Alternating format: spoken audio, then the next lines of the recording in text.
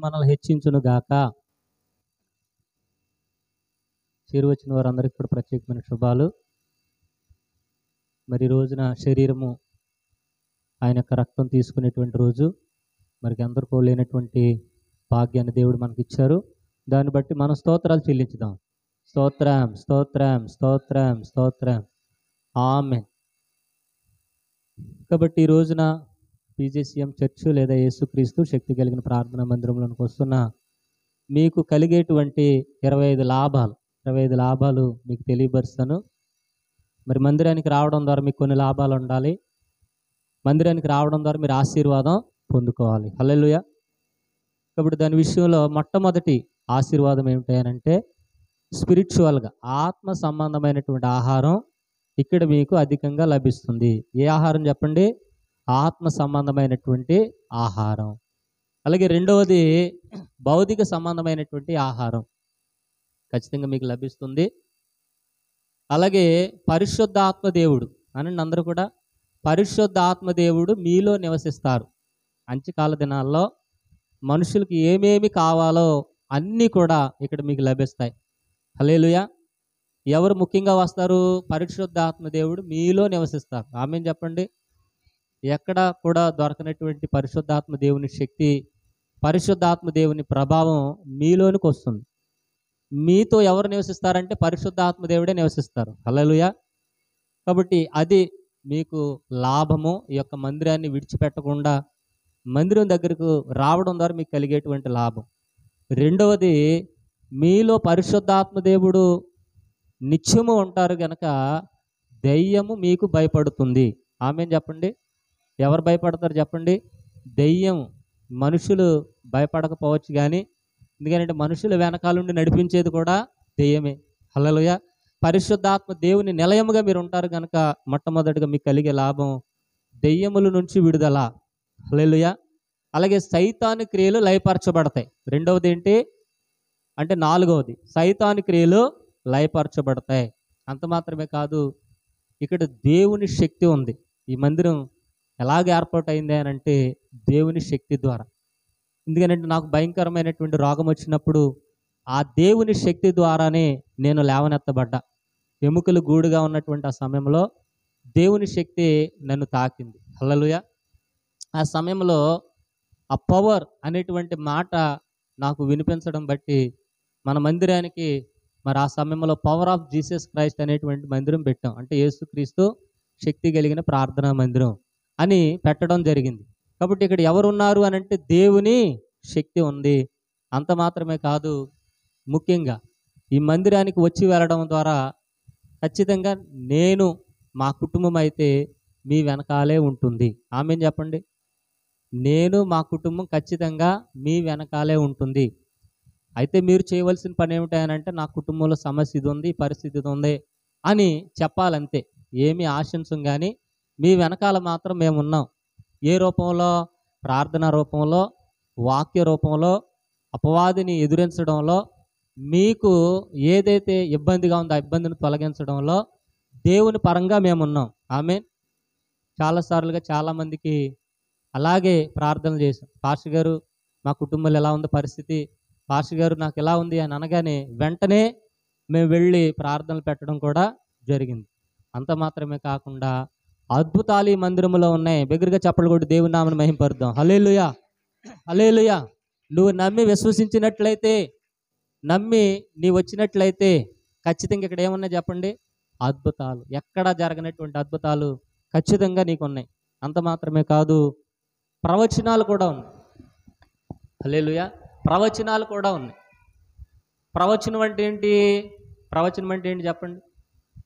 అద్భుతాలు మీకు తెలుసు. అంటే ఎక్కడ జరగనటువంటి కార్యాలు మన దగ్గర జరిగితే లేదా మీ జీవితంలో జరిగితే దాన్ని అద్భుతం అంటారు. ప్రవచనం అని అంటే మీకున్నటువంటి గడ్డు పరిస్థితుల్లో ఫ్యూచర్లో మీకేం కలగబోతుంది అనేటువంటి ప్రాపసీ మన మందిరంలో ఉంది. ప్రాపసీ అంటారు ప్రవచనం. అంత మాత్రమే కాకుండా దేవుని చిత్తం ఇక్కడ జరుగుతుంది. ఆమేన్ చెప్పండి. ఏం జరుగుతుంది చెప్పండి? దేవుని చిత్తము. అంత మాత్రమే కాకుండా ఇది బుద్ధి కలిగిన కన్యకల వరస. బుద్ధి కలిగిన కన్యకల వరస తక్కువగా ఉంటుంది. హల్లెలూయా. ఏ కన్యకల వరస?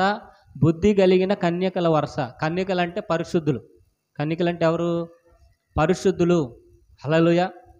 అంటే ఏ పరిశుద్ధులు అని అంటే ఆత్మ కలిగిన పరిశుద్ధులు. ఆమేన్ చెప్పండి. ఎటువంటి పరిశుద్ధులు? ఆత్మ కలిగిన, అంటే దివిటీలతో తమ దివిటీలు ఆరిపోకుండా బుద్ధి కలిగిన కన్యకలు జాగ్రత్తగా పట్టుకుని ఉన్నారు. ఆ యొక్క ఆత్మ కలిగినటువంటి బుద్ధి కలిగిన కన్యకల వరస మీరు పొందుకొందురుగాక. ఆమేన్. అంత మాత్రమే కాకుండా మీకు కొరత అనేది ఉండదు. మందిరంలోనికి వచ్చిన తర్వాత మీ మనోనేత్రాలు తెరవబడాలే కానీ ఏముండదు చెప్పండి? కొరత అనేది ఉండదు. అంత మాత్రమే కాకుండా స్వస్థతలు, దీవెనలు కూడా ఈ మందిరంలో ఉన్నాయి. అంటే దేవుడు నాతో మాట్లాడినటువంటి మాటలు మీకు తెలియపరుస్తున్నా. ఏమన్నా చెప్పండి? స్వస్థతలు, ఇంకేమున్నాయి? దీవెనలు కూడా ఉన్నాయి. హల్లెలూయా. అలాగే ఇది దేవుడు నిర్మాణం చేసుకున్న మందిరం గనక, ఎందుకు దేవుడు నిర్మాణం చేసుకున్న మందిరం అని చెప్తున్నా? ఎందుకు చెప్తున్నానంటే ఎవరో పిలిస్తే దేవుళ్ళలోకి నేను రాలేదు. హల్లెలూయా. ఎవరో నిలవబెడితే నేను నిలబడలేదు. ఎవరు పిలుచుకున్నారు అని అంటే దేవుడే పిలుచుకున్నారు. దేవుడే తన వాక్యమును, తన ఆత్మను, తన శక్తిని నాలో ఉంచారు. హల్లెలూయా. కాబట్టి దేవుడు పిలుచుకున్నటువంటి సంఘం. సంఘాలు 3 రకాలుగా ఉంటాయి బయట. ఎన్ని రకాలు? 3 రకాలు. ఒకటి పెద్దల ద్వారా ఏర్పాటైనటువంటి సంఘాలు. రెండవది వంశపారపర్యంగా అంటే నా తర్వాత నా పిల్లోడు, నా పిల్లోడు తర్వాత మనవడు, అలా వరుస వంశపారపర్యంగా ఏర్పాటయ్యేటువంటి దైవజనులు కూడా మీకు కనబడతారు. ఒకటి సంఘం ఏర్పాటు చేసే దైవజనులు. సంఘం ఏర్పాటు చేసే దైవజనులు అంటే సంఘం ఉంటుంది, అక్కడ వాక్యం చెప్పేవారు లేక, ప్రార్థన చేసేవారు లేక, కూర్చున్నటువంటి వారిలోనే కొంతమంది నువ్వు వెళ్ళరా, నువ్వు చెప్పరా, నువ్వు బాగా చెప్తావు కదా వాక్యం, నువ్వే మాకు వాక్యం చెప్పు, నువ్వే మాకు నడిపించు అని చెప్పేటువంటి సంఘాలు లోకంలో చాలా ఉన్నాయి. హల్లెలూయా. అలాగే ఏర్పాటైన సంఘం కాదు. రెండవది పితృపారంపర్య ఆచారం ప్రకారం, అంటే తండ్రి తర్వాత కుమారుడు, కుమారుడు తర్వాత మనవడు, అంటే వంశపారపర్యంగా వస్తున్న సంఘం కూడా కాదు. హల్లెలూయా. మూడవది దేవుడు ఏర్పాటు చేసుకున్నటువంటి సంఘం. దగ్గరగా చప్పలు కొట్టి దేవుని నామాన్ని మహింపరుద్దాం. హల్లెలూయా. దేవుడు ఏర్పాటు చేసుకుని పిలుచుకున్నటువంటి సంఘము. కాబట్టి ఇది నిజమైనటువంటి సంఘము. అంత మాత్రమే కాదు, సంఘమును విడిచిపెడితే ఖచ్చితంగా నరకానికి దగ్గరగా ఉంటారు. ఎందుకనంటే మనది ఆది సంఘం కాదు, పాతకాల సంఘం కాదు, ఒక పునాది మీద కట్టబడిన సంఘం కాదు. ఒక పునాది అంటే పాత పునాదులు. ఇవి క్రొత్త నిబంధనలో యేసు రక్తం ద్వారా కట్టబడినటువంటి సంఘము, ప్రస్తుత దినాలకు ఉన్నటువంటి సంఘము. హల్లెలూయా. అంత మాత్రమే కాదు, దేవుడు ఏర్పాటు చేసుకున్నటువంటి సంఘం. హల్లెలూయా. అంత మాత్రమే కాదంటే దేవుడు యొక్క అగ్ని మీకు తోడుగా ఉంటుంది. ఆమేన్ చెప్పండి. ఇజ్రాయేలీలు ఐగుప్తు దేశం నుంచి 40 సంవత్సరాలు ప్రయాణం చేశారంట. ఎక్కడికి? పాలు తేనెలు ప్రవహించే దేశానికి. ఎక్కడి నుంచి ఎక్కడికి వెళ్ళారు? ఇజ్రాయేలీలు ఐగుప్తు దేశం నుంచి పాలు తేనెలు ప్రవహించే దేశానికి 40 సంవత్సరాలు ప్రయాణం చేశారు. ఈ 40 సంవత్సరాల్లో ఎవరు తోడుగా ఉన్నారు వారికి? దేవుడు ఎలా తోడుగా ఉన్నారంటే పగలు, చెప్పాలి, పగలు మేఘస్తంభంగా, రాత్రి అగ్ని స్తంభంగా ఉన్నారు. హల్లెలూయా. కాబట్టి అటువంటి అగ్ని స్తంభము, మేఘస్తంభము మన మందిరానికి ప్రత్యేకంగా దేవుడిచ్చారు. దగ్గరగా చప్పలు కొట్టి దేవుని నామమును మహింపరుద్దాం. హల్లెలూయా. అంత మాత్రమే కాదు, ఆఖరిగా చెప్పేటువంటి మాట ఏమిటంటే దేవుని భుజాల మీద ఉన్నటువంటి సంఘం. ఈ సంఘం ఎక్కడ ఉంది చెప్పండి? దేవుని భుజాల మీద ఉంది. దేవుని భుజాల మీద ఉంది కనుక సాతానుడు ఖచ్చితంగా భుజాల నుంచి కిందకి దింపడానికే ప్రయత్నం చేస్తాడు. హల్లెలూయా. అయినా యేసు ప్రభు వారు యెరూషలేము నుండి గోల్గోతా కొండ మీదకి సిలువను మోసుకు వెళుతున్నప్పుడు 3 సార్లు జారి పడిపోయిందంట సిలువ. 150 కేజీలు బరువు ఉన్నటువంటి సిలువ ఎన్నిసార్లు జారి పడింది? 3 సార్లు జారి పడింది. హల్లెలూయా. జారి పడిన మరలా యేసు ప్రభు వారు ఎత్తుకుంటూనే ఉన్నారు. ఆమేన్ చెప్పండి. జారిపడిన యేసు ప్రభు వారు మరలా ఎత్తుకుంటూనే ఉన్నారు. హల్లెలూయా. అలాగే జారిపడిన ప్రతిసారి ప్రభు ఎత్తుకొనుగాక, ప్రభు బలపరుచునుగాక, ప్రభు ఉన్నతమైనటువంటి స్థానం మనకిచ్చునుగాక, ప్రభు ఉన్నతమైనటువంటి స్థితిని మనకిచ్చి ఆయన భుజాల మీద, ఆయన రెక్కల చాటును నిలవబెట్టుకుని నడిపించునుగాక. దగ్గరికి చప్పలు కొట్టి దేవుని నామమును మహింపరుద్దాం. హల్లెలూయా. హల్లెలూయా. కాబట్టి దేవుడు మన పక్షంగా ఉన్నాడు కనుక మనం దేని విషయంలో కూడా చింతించవద్దు. ఆమేన్. కాబట్టి మార్కు సువార్త 2వ అధ్యాయం 1వ వచనం చదువుకుందాం. మార్కు సువార్త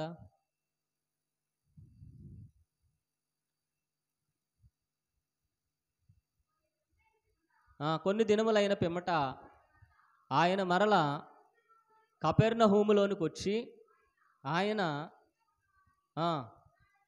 ఇంట ఉన్నాడని వినవచ్చినప్పుడు అనేకులు కూడి వచ్చి వాకిటైనను వారికి స్థలము లేకపోయెను. ఆయన వారికి వాక్యము బోధించుచుండగా కొందరు పక్షవాయువు గల ఒక మనిషిని 4 చేత మోయించుకొని ఆయన యొద్దకు తీసుకుని వచ్చిరి. వారు ఆయన వద్దకు చేరలేక ఆయన ఉన్న చోటికి పైగా ఇంటి కప్పు విప్పి సందు చేసి పక్షవాయువు గల వాణిని పరుపుతో దింపిరి. యేసు వారి విశ్వాసము చూసి, కుమారుడా, నీ పాపములు క్షమించబడి ఉన్నవని పక్షవాయువు గల వానితో చెప్పెను. శాస్త్రులో కొందరు అక్కడ కూర్చుండి ఉండిరి. వారు చెప్పుచున్నాడు, దేవదోషణ చేయుచున్నాడు కదా, దేవుడు ఒక్కడే కదా పాపములు క్షమించగలవాడని తమ హృదయంలో ఆలోచించుకొని చుంజరి. సరిపోద్దండి. హల్లెలూయా. యేసు ప్రభువారు కపెర్నహూములోనికి వచ్చారంట కొన్ని దినములైన తర్వాత. యేసు ప్రభువారు పుట్టింది ఎక్కడా? ఇటు చూడండి, స్తోత్రం చెప్పండి. హల్లెలూయా. అన్ని దగ్గర బాగానే ఉంటారు కానీ వాక్యం దగ్గర వేలాడిపోతారు. హల్లెలూయా. అన్ని చోట్ల బాగానే ఉంటారు కానీ వాక్యం వచ్చేసరికి ఏమైపోతారు? వేలాడిపోతారు. మైండ్ కూడా అటు ఇటు వెళ్ళిపోద్ది. కళ్ళు మూతలేసేస్తుంది. వాతావరణం ఏంటి మొత్తం మూసేసిందని అటు ఇటు చూస్తుంది. వాళ్ళు వచ్చారా వీళ్ళు రాలేదని చూస్తుంది. అంటే వాక్యాన్ని విన్నవదు. అపవాది ఏం చేయదు? వాక్యాన్ని విన్నవదు. అపవాది ఎక్కడో లేదు, మన శరీరంలోనే ఉంది. ఆమేన్ చెప్పండి. అంటే పాపపు నియమం ఎక్కడుంది? మన శరీరంలోనే ఉంది. ఎక్కడా లేనటువంటి నిద్ర వాక్యంలోనే వస్తుంది. కాబట్టి నిద్రపోయిన వాళ్ళు అందరూ స్తోత్రం చెప్పండి. ఎలర్ట్గానే ఉన్నారు. ఇప్పుడు మామూలుగా స్తోత్రం చెప్పండి. హల్లెలూయా. కపెర్నహూములోనికి వచ్చారంట ఆయన. ఎక్కడికి వచ్చారు? ఎక్కడ పుట్టారు యేసు ప్రభువారు? యేసు ప్రభువారు ఎక్కడ పుట్టారు? క్రిస్మస్ పండుగ వస్తుంది. క్రిస్మస్ పండుగ వచ్చినప్పుడు మనం చెప్పుకుంటాం. ఎక్కడ పుట్టారని చెప్పుకుంటాం? అమ్మా గట్టిగా చెప్పండి అమ్మ. డౌట్ ఉంది. ఎక్కడ పుట్టారా? ఎక్కడ పుట్టారమ్మా యేసయ్య? అమ్మా యెరూషలేములోనా? బెత్లెహేములో. హల్లెలూయా. ఎక్కడ పుట్టారు ఆయన? బెత్లెహేములో. యెరూషలేం అంటే మొత్తం రాష్ట్రం బోళంత ఉంటుంది. నువ్వు ఎక్కడ పుట్టావంటే ఆంధ్రప్రదేశ్లో పుట్టావు అన్నట్టుగా ఉంది. యెరూషలేం అంటే ఆంధ్రప్రదేశ్ అనమాట. ఆంధ్రప్రదేశ్లో ఎక్కడ పుట్టావరా అని అంటే అప్పుడు చెప్పాలి. ఇప్పుడు ఎక్కడ పుట్టారు యేసయ్య? బెత్లెహేములో పుట్టారు. ఎక్కడ పెరిగారు అమ్మా? నజరేతులో పెరిగారు. అందరికీ రావాలి ఇది. ఎందుకంటే మనం ఎవరు నమ్ముకున్నాం? ఎవరి దగ్గరికి వస్తున్నాం? మరి ఆయన పుట్టు పూర్వోత్తరాలు తెలియకపోతే ఎలాగా? బయట వాళ్ళు అన్నిలు అడుగుతారు. అప్పుడు నువ్వేం చెప్తావు? దద్దే మెమ్మెమ్మే అన్నావంటే అక్కడ అయిపోయినట్టు. కాబట్టి ఎక్కడ పుట్టారు ఆయన చెప్పండి? బెత్లెహేములో. ఎక్కడ పెరిగారు అమ్మా? నజరేతులో పెరిగారు. బెత్లెహేములో పుట్టారు, నజరేతులో పెరిగారు. కాపురం ఉండేది ఎక్కడ? కపెర్నహూములో. ఇప్పుడు మనం చదువుకుంటున్నామే కపెర్నహూములో కాపురం ఉన్నారు. కాపురం ఉన్నారంటే ఆయన కానీ పెళ్ళయిందా? చెప్పండి అమ్మా. కాపురం అంటే మనం అనుకునే కాపురం కాదు. ఆయన పరిచర్య నిమిత్తం అక్కడ ఇల్లు తీసుకుని ఉన్నారు. ఎందుకనంటే కపెర్నహూము సిటీ, ఏలూరు లాంటి సిటీ. ఏలూరు లాంటి సిటీలో ఉంటే చుట్టుపక్కల గ్రామాలన్నీ కవర్ అవుతాయి. గలిలియా, సమరయ, యోదయ పట్టణాలన్నీ కవర్ అవుతాయి. అందుకని కపెర్నహూములో ఏం తీసుకున్నాడు ఆయన? ఇల్లు తీసుకుని ఉన్నారు. అది ఎవరిల్లు? అద్దిల్లు తీసుకుని ఉంటే ఆయన ఇంటికి వచ్చాడన్న సంగతి ఆ ఇంటి చుట్టుపక్కల అందరికీ తెలిసిందంట. ఆమేన్ చెప్పండి. ఇంటికి వచ్చాడన్న సంగతి ఎవరికి తెలిసింది? చుట్టుపక్కల అందరికీ తెలిసి వాక్యం వినడానికి ప్రార్థన చేయించుకోవడానికి వచ్చారు. ఆమేన్ చెప్పండి. హల్లెలూయా. మనం పాస్టర్ గారు వచ్చారని వెళ్ళారని చూస్తాం తప్ప ప్రార్థన చేయించుకుంటానికి కానీ వాక్యం వినటానికి కానీ ఆదివారం తప్పితే మళ్ళా రాము. ఆమేన్. మన విశ్వాసం అది. వాళ్ళ విశ్వాసం చూడండి. యేసయ్య ఇంటి దగ్గర ఉన్నాడని తెలిసి ఆ ఇంటిని మూసేశారంట. చుట్టడి ముట్టడి చేశారు. యేసయ్య లోపలికి వెళ్తే కాళ్ళు లేదు. అది ఎవరిల్లు? యేసయ్య ఇల్లు. యేసయ్య అద్దెకి తీసుకున్న ఇల్లు. మరి అద్దె ఎవరు కడుతున్నారో మనకు తెలియదు కానీ అద్దెకి తీసుకున్న ఇల్లు వాక్యంను బోధించడానికి ఆ ఇల్లంతా నింపబడిపోయింది. ఆయన దారి ఇవ్వమని అడుగుతున్నాడు లోపలికి వెళ్ళడానికి. హల్లెలూయా. ఇంటా ఖాళీ లేదు, వాకిటా ఖాళీ లేదు, బయట కూడా ఖాళీ లేదంట. హల్లెలూయా. అటువంటి స్థితిలో మన మందిరము కూడా నింపబడిపోవును గాక. హల్లెలూయా. ఆత్మతో నింపుము దేవా, పరిశుద్ధాత్మతో నింపుము దేవా, ఆత్మతో నింపుము, పరిశుద్ధాత్మతో నింపుము దేవా, బలహీనతలో బలమిచ్చుటకు, బాధలలో ఓదార్చుటకు, బలహీనతలో బలమిచ్చుటకు, బాధలలో ఓదార్చుటకు, ఆత్మతో దేవా పరిశుద్ధాత్మతో నింపుము దేవా, ఆత్మతో నింపుము దేవా, పరిశుద్ధాత్మతో నింపుము దేవా. హల్లెలూయా. సరిపోతుంది. కాబట్టి పాస్టర్ గారు ఎక్కడికి వెళుతున్నారో, ఎక్కడ ఉంటున్నారో, ఇంటి దగ్గర ఉన్నారో లేదని కనుక్కుని మీరు ఆదివారం మాత్రమే కాకుండా మిగతా రోజులు కూడా ప్రార్థన చేయించుకుందురుగాక, మిగతా రోజులు కూడా వాక్యం విందురుగాక, వాక్యాన్ని తెరుచుదురుగాక, బైబిల్ని చదువుదురుగాక, ప్రార్థన చేదురుగాక. అంత్యకాల దినాల్లో ఉన్నాం కనుక వాక్యం ద్వారా, ప్రార్థన ద్వారా దేవునికి సమీపముగా వచ్చి వేదుముగాక. హల్లెలూయా. దగ్గరగా చప్పట్లు కొట్టి దేవుని నామమును మహిమపరుద్దాం. హల్లెలూయా, హల్లెలూయా. కాబట్టి ఆదివారం ఒకరోజు బైబిల్ ఎక్కడ ఉందో తీసి చూస్తాం, కానీ ఆదివారం కాదు, ప్రతిరోజు కూడా బైబిల్ తీసిదుముగాక, ప్రతిరోజు ప్రార్థన చేయుచుదుముగాక. ఈ ప్రార్థన వాక్యం మధ్యలో దైవజనులు కూడా గుర్తెరుగుదుముగాక. హల్లెలూయా. ఆ ఇంట్లోనికి వచ్చేసారంటండి, యేసు ప్రభు వారు ఆ ఊరిలో ఉన్నారని తెలిసి, ఎక్కడికి వెళ్ళినా ఈ ఇంటికి వస్తారని తెలిసి వెంటనే ఆ ఇంటిని చుట్టుముట్టేశారు. అయితే అక్కడికి పక్షవాయువు కలిగిన ఆయన్ని తీసుకొచ్చారంట. ఎవరిని తీసుకొచ్చారు చెప్పండి? పక్షవాయువు కలిగిన వారు. పక్షవాయువు అంటే మన భాషలో కుష్ట అమ్మా, కాలు చేయి పడిపోతుంది, పక్షవాతం. హలో, ఎవరమ్మా? పక్షవాతం. పక్షవాతం అంటారు కదా. పక్షవాతం వచ్చిన వాళ్ళకి నడుము పని చేయదు. నడుము పని చేస్తేనే కదా అన్నీ పని చేసి, కాళ్ళు చేతులు పని చేయవు, ఒకటి అక్కడే రెండు అక్కడే, ఎవరు దగ్గరికి వెళ్ళడానికి కూడా ఇష్టపడరు. హల్లెలూయా. ఎందుకనంటే ఆయనకి స్నానం చేయించడానికి బయటికి రాలేడు, ఒకటి రెండు వెళ్ళడానికి బయటకు రాలేడు, ఇద్దరన్నా పట్టుకోవాలండి. హల్లెలూయా. వాడికి అన్ని బట్టల్లోనే అయిపోతుంటాయి, తినడానికి కూడా నోరు రాదు. ఎందుకంటే మూతి కూడా ఏమైపోద్ది? వంకరపోతుంది, తిన్నదంతా కిందే పడుతుంది. కడిగే వాళ్ళు ఉండరు, శుభ్రం చేసేవాళ్ళు ఉండరు. అటువంటి దీనమైనటువంటి పరిస్థితి. మరి ఎన్ని సంవత్సరాల నుంచి ఉన్నాడో తెలియదు, కానీ ఆఖరికి ఆయన అనుకున్నది ఏంటి అంటే, రాగ మా ఊరు వస్తున్నాడు కాబట్టి నేను ఎలాగైనా సరే యేసే దగ్గరికి వెళ్ళాలనుకున్నాడు. ఎక్కడికి వెళ్ళాలనుకున్నాడు? యేసే దగ్గరికి వెళ్ళాలనుకుని నలుగురిని మాట్లాడుకున్నాడంట. ఎవరిని? ఆ మంచం మోసేవారిని. ఎందుకంటే ఆ కుష్టి వ్యాధి పక్షవాయువు కలిగినటువంటి ఆ వ్యక్తిని బండి మీద తీసుకురాలేం, గుర్రం మీద ఎక్కించుకురాలేం, ఎవరు కూడా పట్టుకోలేం. శుభ్రం కడిగి స్నానం చేసి బట్టలు వేద్దామన్నా మళ్ళీ ఆ బట్టలో మళ్ళీ ఏం చేసుకుంటాడో తెలియదు. అందుకని డైరెక్ట్గా ఏమి పట్టుకుని వచ్చేసారు? మంచం పట్టుకుని వచ్చేసారు. మంచం పట్టుకుని వచ్చారంటే ఊరికనే పట్టుకుని రాలేదేమో, ఆయన డబ్బులు ఇస్తానన్నాడేమో. హల్లెలూయా. ఎందుకంటే మనుషులకి అంత అవసరం ఏముంది? అవునా కదా? మనుషులకి అంత అవసరం ఏముంది? మన బాధలు మనకు ఉంటాయి, వాళ్ళ బాధలు వాళ్ళకు ఉంటాయి. మనకు ఎవరు సాయం చేస్తారు చెప్పాలి? ఎవరు సాయం చేయరు. కాబట్టి ఆయన అంటాడు, అరే యాకోబు, పేతురు, రండి నన్ను తీసుకెళ్ళండి, కపెర్నహూములో యేసయ్య వచ్చాడంటే ఇంటికి. ఒకవేళ నేను బాగుపడితే నా ఇంట్లో ఆస్తిలో వాటా ఇస్తానని మాట్లాడి ఉంటాడు. అందుకని వెంటనే కొంతమంది వచ్చి ఏం చేశారు? మంచంతో సహా ఎత్తుకుని బయటకు తీసుకుని వచ్చారు. హల్లెలూయా. బయటకు తీసుకుని వస్తే తీరా చూస్తే అక్కడంతా చుట్టూ జనాలు ఉన్నారు. లోపలికి వెళ్ళడానికి స్థలం లేదు. ఎక్కడికి వెళ్ళడానికి స్థలం లేదు?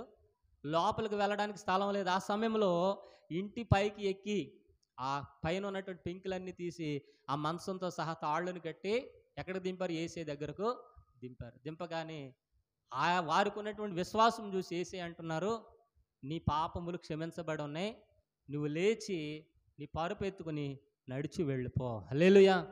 దగ్గరగా చప్పట్లు కొట్టి దేవుని నామమును మహిమపరుద్దాం. ఎందుకనంటే యేసయ్య మాటలో శక్తి ఉంది, యేసయ్య మాటలో స్వస్థత ఉంది. ఆయన నోటి మాట ద్వారా అన్నీ కూడా జరుగుతాయి. హల్లెలూయా. ఆ యేసయ్యలో ఆ మాట పలకడం ద్వారా పాపాలు క్షమించబడిని, ఆ పాపములు క్షమించబడడం ద్వారా స్వస్థత వచ్చింది. ఎలా వచ్చింది? యేసయ్యలో దేవుని ఆత్మ ఉన్నది. ఆ ఆత్మ మన మందిరంలో కూడా ఉన్నది కనుక మనకు కూడా స్వస్థత వచ్చి పాపములు క్షమించబడును గాక. దగ్గరగా చప్పట్లు కొట్టి దేవుని నామమును మహిమపరుద్దాం. హల్లెలూయా, హల్లెలూయా.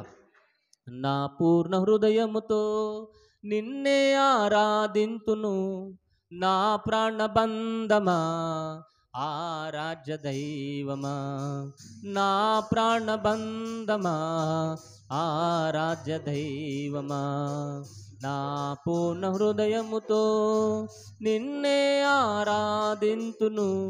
నా ప్రాణబంధమా ఆరాధ్య దైవమా, నా ప్రాణబంధమా ఆరాధ్య దైవమా, నా పూర్ణ హృదయముతో. హల్లెలూయా. పూర్ణ హృదయముతో ఆయన ఆరాధన చేసినప్పుడు పరిశుద్ధాత్మ దేవుడు మనలోనికి వస్తారు కనుక మన మీద ఉన్న పాప భారములన్నీ తొలగిపోవును గాక, పాపమంతా తొలగిపోవును గాక. హల్లెలూయా. పాపమంతా తొలగిపోయిన రోజున మనకు స్వస్థత, దీవెన, ఆశీర్వాదం. కాబట్టి యేసే దగ్గరకు రావాలి అనండి ఒకసారి. యేసే దగ్గరికి ఎవరు వచ్చారు? పక్షవాయువు కలిగిన వాడే వచ్చాడండి. కాళ్ళు చేతులు అన్నీ బాగున్నా మనం రావట్లా. హల్లెలూయా. యేసే ఎక్కడున్నారు అని అంటే మందిరంలో ఉన్నారు. యేసే ఎక్కడున్నారు అని అంటే యేసుక్రీస్తు శక్తి కలిగిన ప్రార్థనా మందిరంలో ఉన్నారు. యేసే ఆత్మ ఎక్కడ ఉన్నదంటే ఇక్కడ ఉన్నది కనుక ఒక ఆదివారమే కాకుండా మిగతా రోజులు కూడా వచ్చి మందిరములో దేవునితో సహవాసం చేయుదుముగాక. హల్లెలూయా. దేవునితో అంటుకట్టబడి ఉండాలి. దేవుణ్ణి ఎక్కువగా ధ్యానం చేయాలి. వాక్యాన్ని ఎక్కువగా చదవాలి. వాక్యము ద్వారా దర్శనాలు మనం పొందుకోవాలి. అసలు మన ఉద్దేశం ఏంటో లేదా దేవుని ఉద్దేశం ఏంటో, మనల్ని ఎందుకు ఈ భూమి మీదకి పంపించారో, ఆయన యొక్క ఆలోచనలు ఏమిటి, ఇవన్నీ కూడా మనం దేవుని మందిరంలో దైవజనులతో సహవాసం చేసి మనం కనుక్కొందుము గాక. హల్లెలూయా.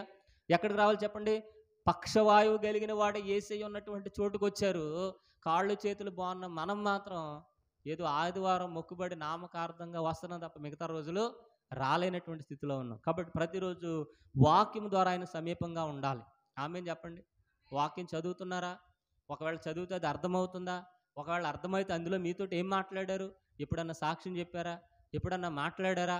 ఆ ఇంటి సంగతులు, ఈ ఇంటి సంగతులు, ఆ విషయాలు, ఈ విషయాలు తప్ప అయ్యా నా హెజ్కేలు గ్రంథంలో దేవుడు నాతో ఈ మాటలు మాట్లాడారు, అయ్యా మత్తయి సువార్త ద్వారా ఈ వాక్యం నాతో దేవుడు మాట్లాడాడు, నాకు ఎంతో సంతోషంగా ఉందని ఒక సమరయ స్త్రీ వాళ్ళు ఎప్పుడన్నా మాట్లాడావనంటే ఎప్పుడు కూడా లేదు. హల్లెలూయా. ఎప్పుడు కూడా లేదు. ఎన్నో బలమైన వాక్యాలు, బలమైన ప్రార్థనలు ఈ మందిరంలో జరిగినాయి. కానీ దేవునిలో ఎదిగినటువంటి స్థితి మాత్రం రోజు రోజుకి దిగజారుతుందే తప్ప ఎదిగినటువంటి పరిస్థితి మాత్రం మనలో కనబడట్లేదు. హల్లెలూయా. చదువుదాం యోహాను సువార్త 1వ అధ్యాయం 1వ వచనం. యోహాను సువార్త 1వ అధ్యాయం 1వ వచనం. ఆది యందు వాక్యం ఉండెను, ఆ వాక్యము దేవుని యొద్ద ఉండెను, వాక్యము దేవుడై ఉండెను, ఆయన ఆది యందు దేవుని యందు ఉండెను. సరిపోద్దండి. ఆది యందు వాక్యం ఉండెను. వాక్యం ఆదిలో ఉన్నటువంటి వాక్యం. వాక్యమే దేవుడై ఉన్నారు. ఆ వాక్యం మీ శరీరంలో ఉంది. ఆ వాక్యం మీ మనసులోకి రావాలి. వాక్యాన్ని ప్రతిరోజు చదవాలి. హల్లెలూయా. ఒక్కరంటే ఒక్కరు కూడా వాక్యాన్ని చదివిన సందర్భం లేదు. ఒకవేళ చదివినా అది అర్థమైన స్థితి అసలే లేదు. హల్లెలూయా. వాక్యం తీస్తే చాలండి, బేవ్ అని పెద్ద ఆవళంత వచ్చేసి నిద్ర వచ్చేస్తుంది. అదేంటో తెలియదు. హల్లెలూయా. చదువుదామని అనుకుంటారు, పచ్చంగా కూర్చుందామని అనుకుంటారు, కానీ టీవీలో ఉన్నటువంటి ఎంటర్టైన్మెంట్ బైబిల్లో ఉండదు కనుక మనకి ఏమీ అర్థం కావట్లేదు. హల్లెలూయా.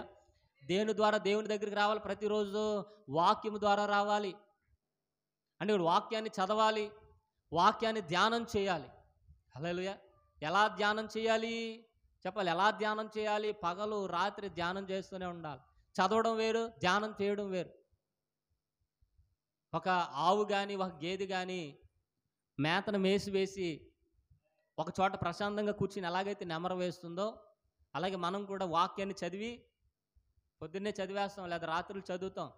మరలా పనికి వెళ్ళినప్పుడు, మనం పని చేసుకుంటున్నప్పుడు ఆ వాక్యాన్ని ఏం చేయాలి? బుర్రలో పెట్టుకుని చెప్పండి అమ్మా, ధ్యానం చేయాలి. బుర్రలో ఎన్నో ఆలోచనలు, నా కుటుంబం ఏంటో, నా సంసారం ఏంటో, నా బిడ్డలేంటో, ఈ ఆలోచనలే తప్ప వాక్యానికి సంబంధించిన ఆలోచన మాత్రం రానే రాదు. హల్లెలూయా. ధ్యానం చేయాలి. చదువుదాం కీర్తనల గ్రంథం 4వ అధ్యాయం 4వ వచనం చదువుదాం. కీర్తనల గ్రంథం 4వ అధ్యాయం 4వ వచనం.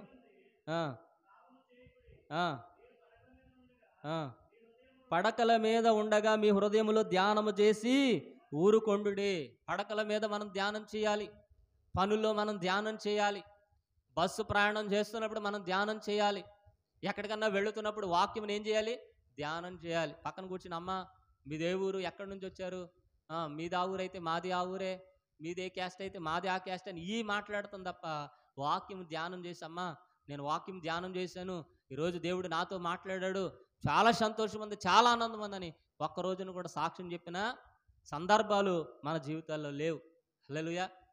ఆదికాండం నుంచి ప్రకటన గ్రంథం వరకు ఏదో మొక్కుబడిగా ఈ 40 దినాల్లో నేను చదవాలని చదువుతారు, కానీ వాక్యంతో దేవుడు ఏం మాట్లాడాడు ఎంతవరకు ఎవరికి కూడా తెలియదు. అపవాదం ఏం చేస్తున్నారంటే యుగ సంబంధమైన దేవత అవిశ్వాసులైన వారి మనోనేతరులకు ఏం చేస్తుంది? గురుడితనం కలగజేస్తుంది. హల్లెలూయా.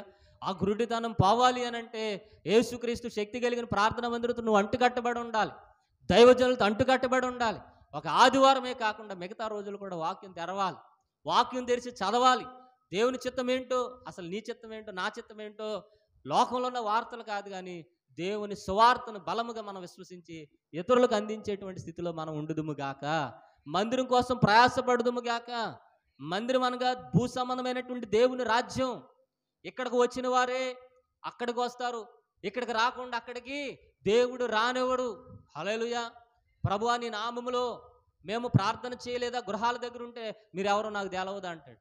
ఎక్కడున్నవారు ఎత్తబడతారు? సంఘములో ఉన్నవారే, ఆయన శరీరమును తీసుకున్నవారే, ఆయన రక్తమును త్రాగిన వారే, ఆయన దగ్గరకు వచ్చి సాష్టాంగపడి నమస్కారం చేసి ఆయన సన్నిధానంలో వినయంగా ఉన్నవారే ఎక్కడికి వస్తారమ్మా? పరలోక రాజ్యానికి వస్తారు తప్ప ఊరికి టీవీలో చూసినా, ఫేస్బుక్లో చూసినా, వాట్సాప్లో చూసినా, అబ్బాయి ఈ వాక్యం ఎంతో బాగుందని అనేకులకు షేర్ చేసిన మనలోనికి దేవుని ఆత్మ అనేది రాదు. హల్లెలూయా. దేవునితో సహవాసం అనేది రాదు. దేవునితో సహవాసం ఎప్పుడు వస్తుందంటే ధ్యానం చేయాలి వాక్యాన్ని. చెప్పండి, ఏం చేయాలి? ధ్యానం చేయాలి. ఏమండి, కాళ్ళు చేతులు లేనటువంటి ఆయన, పక్షవాయువు కలిగినటువంటి ఆయన, కంపు కొట్టినటువంటి స్థితిలో ఉన్నటువంటి ఆయనే యేసే దగ్గరికి రావాలనుకున్నాడు. మనుషులు డబ్బులు ఇచ్చైనా సరే నన్ను మోసుకెళ్ళండిరా, ఇదిగో వాళ్ళని వీళ్ళని బతిమలాడుకుని నేను పలానా యేసే దగ్గరికి వెళ్ళాలి, స్వస్థత పొందుకోవాలి, ఆయన సన్నిధానంలో ఉండాలని ఒక ఆలోచనతో ఉన్నారు. మనం మాత్రం ఈరోజు పని చేసుకుంటే రేపు ఇంకో పని చేసుకుంటే రూపాయి డబ్బులు సంపాదించుకోవచ్చు అన్న ఆలోచనలోనే ఉన్నాం తప్ప దేవుని చిత్తాన్ని ధ్యానం చేసి తెలుసుకుందామన్న ఆలోచన మనకు లేదు. హల్లెలూయా. దేని ద్వారా దేవుని దగ్గరికి రావాలి? వాక్యము ద్వారా. ఎందుకంటే వాక్యం అంటే దేవుడండి. వాక్యం చదువుతున్నారు అని అంటే దేవుడు మీతో మాట్లాడుతున్నారని అర్థం. ఆమేన్ చెప్పండి. వాక్యం చదువుతున్నారంటే ఎవరు మాట్లాడుతున్నారని అర్థం? దేవుడు మాట్లాడుతున్నాడని. మరి దేవుడు మాట్లాడితే ఎంత ఆనందంగా ఉండాలి, ఎంత సంతోషంగా ఉండాలి, ఎంత మహిమకరంగా ఉండాలి. దేవుడు మాట్లాడితే ఏమో అసలు ఆ రుచి ఏంటో, ఆ ఆలోచన ఏంటో, ఆ అనుభవం ఏంటో ఇప్పుడు వరకు మనకు లేదు. ఇంకా ఎల్కేజీ పిల్లలాగా ఆలో వీళ్ళు దిద్దుదనే ఉన్నాం. హల్లెలూయా. మన మందిరం ఆత్మ కలిగిన మందిరం. ప్రవక్తలు లేవాలి, దర్శనాలు కలిగిన వారు లేవాలి, భాషలు మాట్లాడేవారు లేవాలి, తెల్లని వస్త్రాలు ధరించుకోవాలి, క్రమంగా మందిరానికి రావాలి. హల్లెలూయా. మానవ ఆలోచనలతో కుటుంబాల్లో ఉన్నటువంటి సమస్యలు చూడటమే మన బతుకంతా సరిపోతుంది తప్ప వాక్యాన్ని ధ్యానం చేసే బతుకు లేదు. హల్లెలూయా. వాక్యము చదివి దేవుని చిత్తం ఏంటో, దేవుని హృదయం ఏంటో తెలుసుకున్నటువంటి స్థితి మనకు అసలు లేనే లేదు. ఒక్కళ్ళైనా అడుగుతారేమని చూస్తాం. పాస్టర్ గారు ఏమైంది, గొడవ జరిగింది అని అడిగేవాళ్లే తప్ప మత్తయి సువార్తలో నాకు ఈ డౌట్ ఉందయ్యా, మార్కు సువార్తలో నాకు ఈ డౌట్ ఉందయ్యా, లేదా నేను చదివాను దేవుడు నాకు కలలో మాట్లాడాడు, నేను ఆ మెస్సేజ్ని కనుగొన్నానని సమరస్త్రీ ఎంత గంతులు వేసి డ్యాన్సులు వేసి చెప్పిందో అనేకులకి. హల్లెలూయా. మనకు ఆ పరిస్థితి లేదు. కాబట్టి మందిరానికి మనం అంటు కట్టబడి ఉండాలి. ఏదో వచ్చాము వెళ్ళాము అని అంటే మీరెవరో నాకు తెలియదు అంటాడు. హల్లెలూయా. మందిరానికి వచ్చి నువ్వు వాక్యమును ధ్యానం చేసి వాక్యాన్ని బలంగా పట్టుకుని, రెండవది ప్రార్థన, విసుగు చెందక ప్రార్థన చేసిన రోజున నీవు ముద్ర వేయబడతావు. ఆమేన్ చెప్పండి. ఏం వేయబడతావు? ముద్ర వేయబడతావు. దేవుని జీవగ్రంథంలో నీ పేరు ఉండాలి. ఆ పేరు ఎవరికి తెలుస్తుందో తెలుసా? అపవాదికి తెలుస్తుంది. ఆ పేరు ఎవరికి తెలుస్తుందో తెలుసా? దేవుడికి తెలుస్తుంది. ఆ పేరు ఎవరికి తెలుస్తుందో తెలుసా? దురాత్మలకు తెలుస్తాయి. అందుకని సేవయ కుమారులు అపవాదిని లేదా దెయ్యాల్ని వెళ్ళగొట్టడానికి సేవయ కుమారులు యేసు నామములో అని ప్రార్థన చేస్తున్నారంట. స్తోత్రం చెప్పండి ఒకసారి. బలహీనతలో బలమిచ్చుటకు, బాధలలో ఓదార్చుటకు, బలహీనతలో బలమిచ్చుటకు, బాధలలో ఓదార్చుటకు, ఆత్మతో నింపుము దేవా, పరిశుద్ధాత్మతో పాడాలి, చప్పట్లు కొట్టాలి, లీనమవ్వాలి. ఆత్మతో మో దేవా, పరిశుద్ధాత్మతో దేవా, తల్లి మరచిన నేను మరువనంటివే, అరచేతిలో నన్ను చెక్కుకొంటివే. ఆమె తల్లి మరచిన మరువనంటివే, అరచేతిలో. చప్పలు కొట్టాలి హృదయపూర్వకంగా. నీ రూపులో నన్ను మార్చుట కొరకు నీ ఆత్మతో నన్ను నింపుము దేవా. గ్లోరీ. నీ రూపులో. చప్పలు కొట్టాలి ఇష్టపూర్వకంగా, ఇష్టపూర్వకంగా. నాతో నన్ను దేవా ఆత్మ పరిశుద్ధాత్మతో, ఆత్మతో నింపుము దేవా, పరిశుద్ధాత్మతో నింపుము దేవా. హల్లెలూయా. ఒక రోజున అపోస్తుడైనటువంటి పౌలు గారు దెయ్యం పట్టినటువంటి ఆమె దగ్గరికి వెళ్ళి స్వస్థపరిచారంట. చెప్పండి ఎవరు? అపోస్తుడైన పౌలు గారు. అనండి ఒకసారి. తెలుసా? బైబిల్లో ఉన్నారు. యేసే తర్వాత గొప్ప పరిచర్య చేసింది ఎవరు? చెప్పారు. అపోస్తుడైన పౌలు గారు. ఆయన దెయ్యం పట్టినటువంటి స్త్రీ దగ్గరికి వచ్చి, యేసు నామములో నిన్ను బంధిస్తున్నాను, యేసు నామములో నువ్వు పో అంటే ఆ దెయ్యము విలవిల్లాడించుకుంటూ వెళ్ళిపోయిందంట. ఈ విషయాన్ని స్కెవయ కుమారులు చూశారంట. ఎవరు చూశారు? స్కెవయ కుమారులు. అనండి ఒకసారి. యామయ్య అంటున్నారు అందరూ. స్కెవయ్య కుమారులు చూశారంట.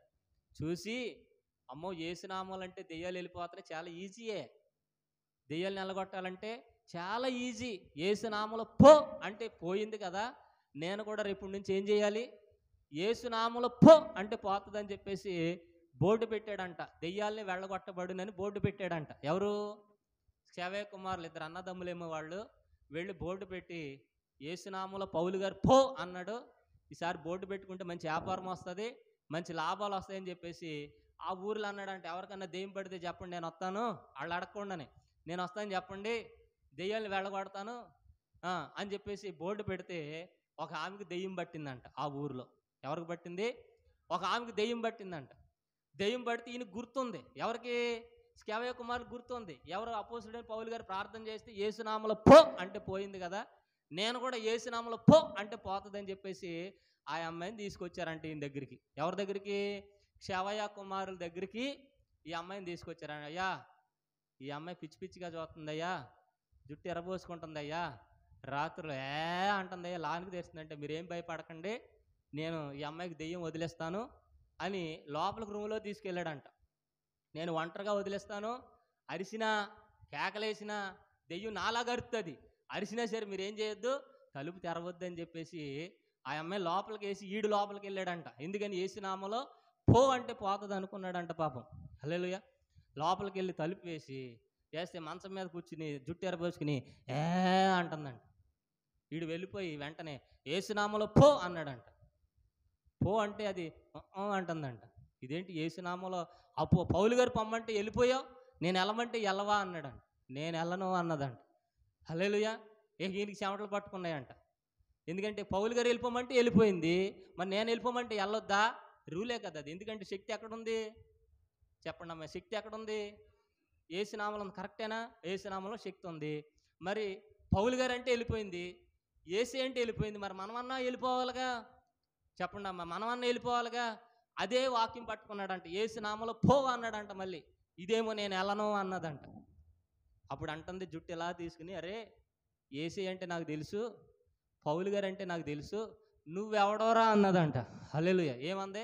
నువ్వెవడోరా అంటే ఇదేదో తేడాగా ఉందని చెప్పేసి వెనక తిరిగి తలుపు కొడుతున్నాడంట. దెబ్బ దెబ్బ దెబ్బ తలుపు కొడుతుంటే వెనకాల వచ్చి పర్రమైన మొత్తం ఆ సొక్కయ్య అంతా చింపేసిందంట.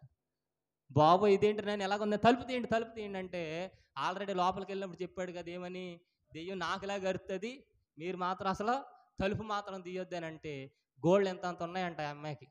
ఆ గోల్డ్ పట్టుకుని ఈ పంతా పర్రమని చీరేసిందంట, రక్తాలు వచ్చేలాగా.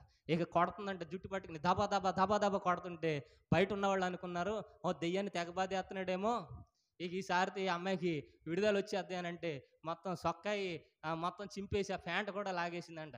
ఓరు నేను చచ్చిపోయేలాగున్నా తీయండిరా అని గట్టిగా బాతుంటే అక్కడ పిల్లోడు అన్నాడంట, దెయ్యంకా దర్శిది మనోడే, ఆ ఎల్లాయని అరుతున్నాడు, తలుపు తీయండి అంటే తలుపు తీయగానే దబేలుమని గడప మీద పడ్డాడంట.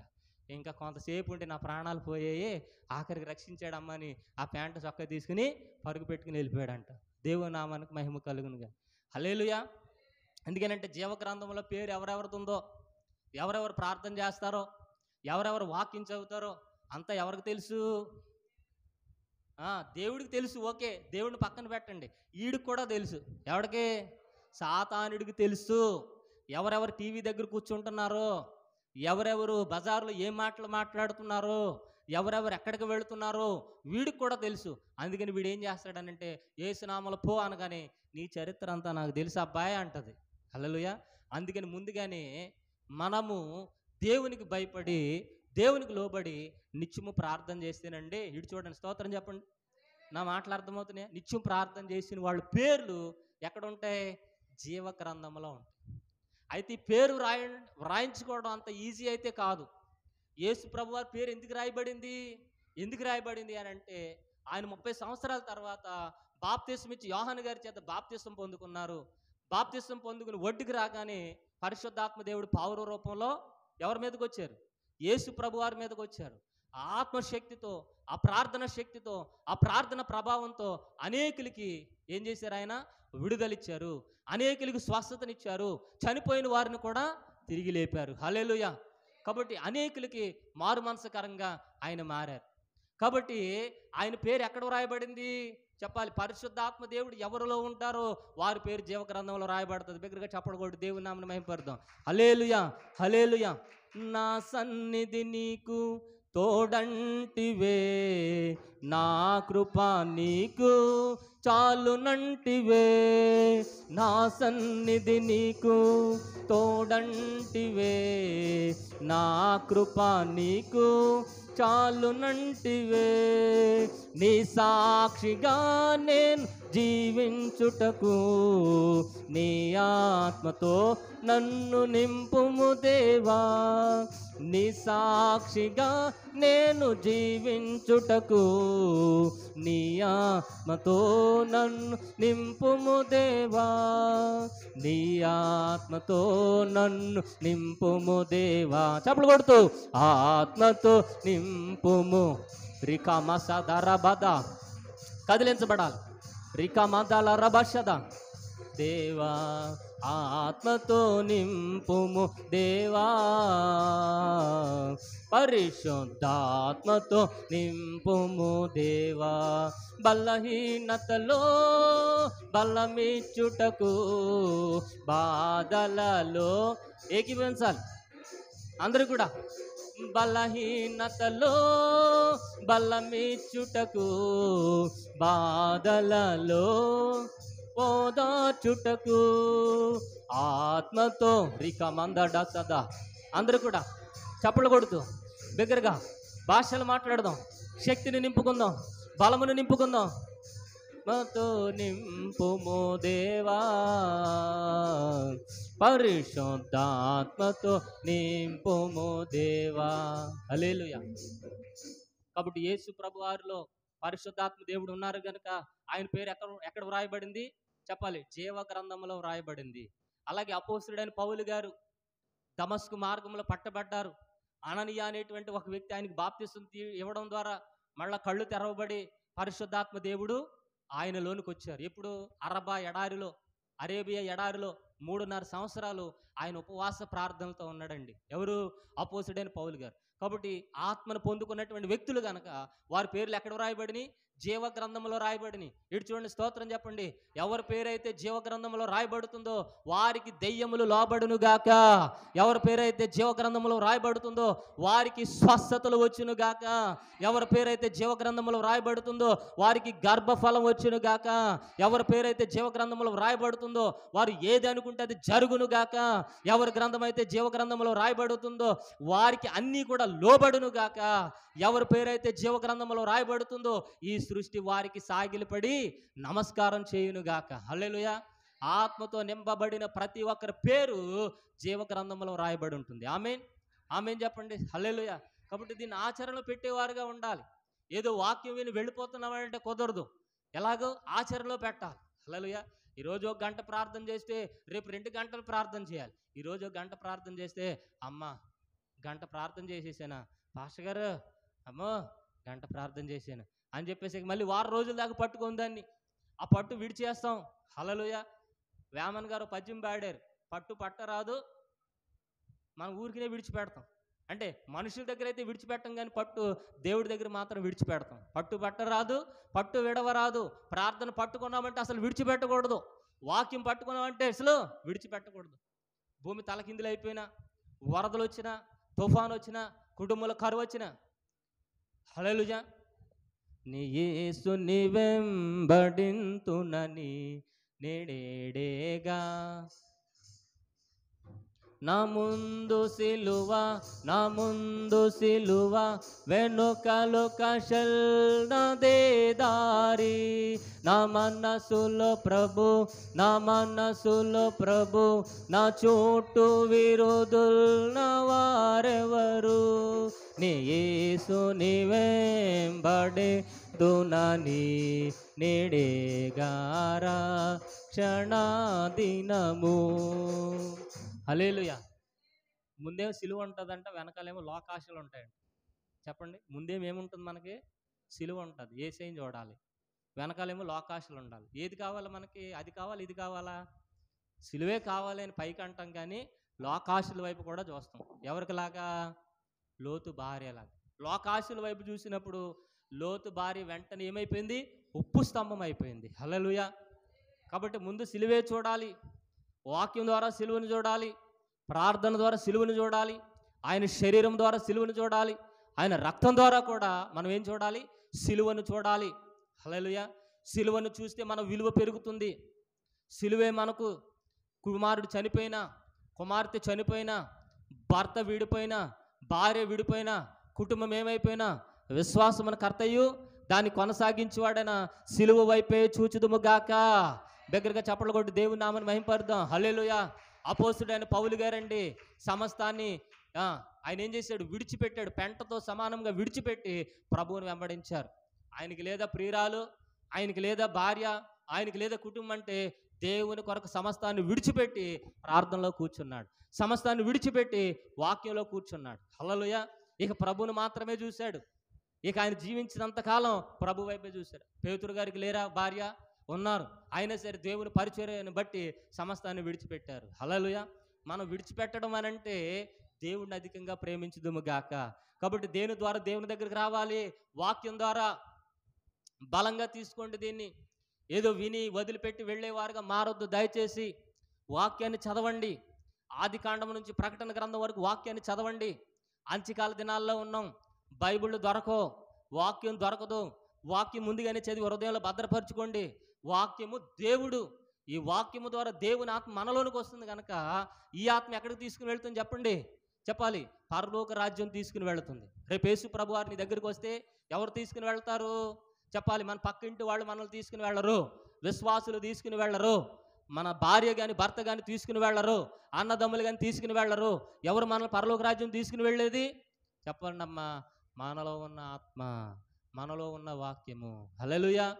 వాక్యం ఎక్కడ ఉండాలి? మనలోనికి రావాలి. ఎక్కడికి రావాలి చెప్పండి అమ్మా? మనలోనికి రావాలి. చేతుల్లో ఉంది, ఎదురుగా పెట్టుకున్నాం. అక్షరాలు ఏంటో మనకు తెలవదు, ఆ వాక్యం అంటే ఏంటో మనకు తెలవదు. ఎదురుగా పెట్టుకుని ఏడుతాం, కాసేపు నిద్రపోతాం, వదిలేస్తాం. హల్లెలూయా. అలాగ ఉండకూడదు. వాక్యం అనగా దేవుడు. చెప్పండి, వాక్యం అనగా దేవుడు. దేవుడిని అడుగుతాం, నాకు అది కావాలి, ఇది కావాలని. పిల్లల్ని బాగు చేయమని అడుగుతాం, ఎవరెవరినో అడుగుతాం. పక్కన ఉన్నటువంటి దేవుడిని మాత్రం తీయం. చేతిలో ఉన్నటువంటి దేవుడిని మాత్రం తీయం. టేబుల్ మీద ఉన్నటువంటి దేవుడిని మాత్రం తీయము. ప్రభు అంటున్నారు, యెహోవా ధర్మశాస్త్రమును దివారాత్రములు ధ్యానం చేసేవాడు ఫలిస్తాడు, ఫలిస్తాడు, ఫలిస్తాడు, ఫలిస్తాడు అని అంటే, అయ్యో అదిగో పలానా వాళ్ళు ప్రార్థన చేస్తే జరుగుద్దని అక్కడక్కడికక్కడ తిరుగుతాం తప్ప పక్కన ఉన్నటువంటి వాక్యాన్ని మాత్రం తీయలేము, తీసి చదవలేము. ఒకవేళ చదివిన అర్థం కాదు, ఒకవేళ అర్థం చెప్పేవాళ్ళ దగ్గరికి అసలే వెళ్ళము. హల్లెలూయా. చెప్పాలి. దేవుని దగ్గరికి ఎలా రావాలి? వాక్యము ద్వారా రావాలి. పక్షవాయువు కలిగిన వాడు వచ్చాడండి, కాళ్ళు చేతులు పనిచేయనేవాడు వచ్చాడండి, రక్తస్రావం కలిగిన స్త్రీ వచ్చిందండి. ఒక గుడ్డివాడు వచ్చాడు, ఒక కుంటివాడు వచ్చాడు, కానీ కాళ్ళు చేతులు బాగున్నాయి, మనం మాత్రం దేవుని దగ్గరికి రావట్లా. హల్లెలూయా. దేవుని దగ్గరికి రావడం అంటే అర్థం ఏంటి? ఒక ఆదివారం మాత్రమే కాదు, సోమవారం, మంగళవారం, బుధవారం, గురువారం, శుక్రవారం, శనివారం కూడా వాక్యమును చదువుతూనే ఉండాలి, వాక్యమును ధ్యానం చేస్తూనే ఉండాలి. ఆ వాక్యము నిన్ను నడిపిస్తుంది. హల్లెలూయా. కొరత ఉండదు. అనండి, పక్క వాళ్ళకి చెప్పండి, అమ్మా అనండి, అమ్మా వాక్యం చదువు, కొరత ఉండదమ్మా. చెప్పండి అమ్మ, పక్క వాళ్ళు చూడరంటే అసలు మొఖాలు చూడరు. తెలిసిన వాళ్ళు మొహం కాదు, తెలియని వాళ్ళు మొహం కూడా చూడండి, వెనక్కి కూడా చూడండి, వెనక్కి ముందుకి కూడా చూడండి. చెప్పండి, అమ్మా వాక్యం చదవండి అమ్మా, మీకు కొరత ఉండదు. వాక్యాన్ని ధ్యానం చేయండి, మీకు కొరత ఉండదు. వాక్యాన్ని చదవండి, మీకు స్వస్థత. వాక్యాన్ని చదవండి, మీకు దేవుడు తోడు. వాక్యాన్ని చదవండి, మీరు 1000 కోట్లు పెట్టి కొనలేనటువంటి ఆనందం కూడా నీలోనికి వచ్చి చేరును గాక. నీ అంత గొప్పవాడు ఎవడ ఉండడు వాక్యం చదివితే. హల్లెలూయా. వాక్యం చదివితే నీ అంత గొప్పవాడు కానీ, నీ అంత గొప్పది కానీ ఈ లోకంలో ఉండరు. ఎందుకంటే వాక్యం దేవుడే సాక్షాత్తు నీలోనికి వస్తే ఇక ఏది కూడా అక్కర్లేదండి. నువ్వు కూడా లోకాన్ని పెంటగా ఎంచుతావు. హల్లెలూయా. కాబట్టి చెప్పండి, ఆది యందు వాక్యం ఉండెను, ఆ వాక్యము దేవుని యొద్ద ఉండెను, ఆ వాక్యమే దేవుడై ఉండెను, ఆ వాక్యమే శరీరధారిగా కృపాసత్య సంపూర్ణుడిగా మనలోనికి వచ్చారు. కాబట్టి దేవుని దగ్గరికి ఎలా రావాలి చెప్పండి? వాక్యం ద్వారా. రేపు నుంచి తీస్తారా బైబిల్? ఇప్పుడే మూసేస్తారా? చెప్పండి అమ్మా. అలా చూస్తారేంటి? హల్లెలూయా. మన మందిరంలోనికి వచ్చిన వాళ్ళు క్రియలు చేసేవారుగా ఉండాలి, ఏదో వచ్చి వెళ్ళిపోయేవారుగా అయితే అస్సలు వద్దు. ఎందుకంటే పొట్టు అంతా వెళ్ళిపోయింది, నామకార్థం అంతా వెళ్ళిపోయింది. గాలి వేస్తే వెళ్ళిపోయినట్టుగా వెళ్ళిపోయారు, తుఫాను వస్తే ఎగిరిపోయినట్టుగా ఎగిరిపోయారు. ఈ తుఫాను వస్తే పిచ్చుగుళ్ళు అన్నీ ఎగిరిపోతాయంట, కాకులు పిచ్చుకలు అన్నీ ఈ కింద ఉన్నాయన్నీ ఎగిరిపోతాయి. ఒక గ్రద్ద మాత్రం ఎగరదు. గ్రద్ద మాత్రం తుఫానుతో ఎగరదు, తుఫానుతో ఆడుకుంటుంది. హల్లెలూయా. తుఫానుతో ఆడుకోవాలి, మనం శ్రమలతో ఆడుకోవాలి. శ్రమ రా అనాలి. అయ్యో నాకు అది వచ్చింది, నాకు ఇది వచ్చింది, వాళ్ళకి అది వచ్చింది, వీళ్ళకి ఇది వచ్చింది అని వాళ్ళ వైపు వీళ్ళ వైపు చూడడం కాదు, కానీ మనం బలమైన గింజలాగా, ఒక గ్రద్దలాగా, సింహములాగా ధైర్యముగా ఉండుదుముగాక. ఎప్పుడు ఉంటాం? వాక్యం నీలోకి రావాలి. చెప్పండి, ఏమి రావాలి? వాక్యం నీలోనికి రావాలి. పిల్లలకు స్వస్థత లేదు, భర్తకు స్వస్థత లేదు, భార్యకు స్వస్థత లేదు, కుటుంబం బాగలేదు, అయినా సరే సమాధానం వాళ్ళని వీళ్ళని ఎదుగుతావు తప్ప, వాళ్ళని వీళ్ళని అడుగుతావు తప్ప, ఏదో చెయ్యాలని, ఏదో చెయ్యాలి, ఏదో చెందాలి అని భర్తను పట్టుకుని తినేస్తావు, భార్యను పట్టుకుని తినేస్తావు, పిల్లల్ని పట్టుకుని తినేస్తావు. కనుక పక్కనున్న వాక్యం మాత్రం తీయలేం, మనం చేతిలో ఉన్న వాక్యాన్ని మాత్రం తీయలేం. నీకు అర్థం కాకపోయినా ఎదురుగా వేసుకుని చదువు, మోకాళ్ళే చదువు, ఆ వాక్యమే నిన్ను నడిపిస్తుంది. దావీదు భక్తుడు అంటున్నాడు, గాఢాంధకారపు లోయలో నేను సంచరించిన నా పాదాలకు ఆయన వాక్యమే వెలుగు అంటున్నారు. హల్లెలూయా. వాక్యాన్ని చదవాలండి, వాక్యాన్ని ధ్యానం చేయాలి, వాక్యాన్ని ఆరగించాలి. హల్లెలూయా. ఎన్ని వాక్యాలు విన్నాం మనం, ఎన్ని ప్రార్థనలు చేసాం, ఒక్క వాక్యమైన గుర్తుందా? పోయిన వారం ఏ వాక్యం చెప్పామో గుర్తుందా? వాక్యాన్ని ధ్యానం చేయాలి, వాక్యాన్ని హృదయంలో భద్రపరుచుకోవాలి. డబ్బులు భద్రపరుచుకుంటాం, కానీ వాక్యాన్ని భద్రపరుచుకుంటే డబ్బులకు ఉన్నటువంటి ఆనందం కంటే వాక్యానికి ఉన్నటువంటి ఆనందమే అధికము. జుంటెతేనే దారాల కన్నా యేసునామమే మధురం, యేసయ్య నే మరువజాలను. జుంటెతేనే దారాల కన్నా యేసునామమే మధురం, యేసయ్య సన్నిధిని మరువజాలను. జీవిత కాలమంతా ఆనందించెదా నీ సన్నిధించెదా, జీవిత కాలమంతా ఆనందించెదా, ఆరాధించెదా. జుంటెతేనే దారాల కన్నా యేసునామమే మధురం, యేసయ్య సన్నిధిని మరువజాలను. యేసయ్య నామమే బహుపూజనీయము, నాపై దృష్టి నిలిపి సంతుష్టిగా నన్ను ఉంచి. యేసయ్య నామమే.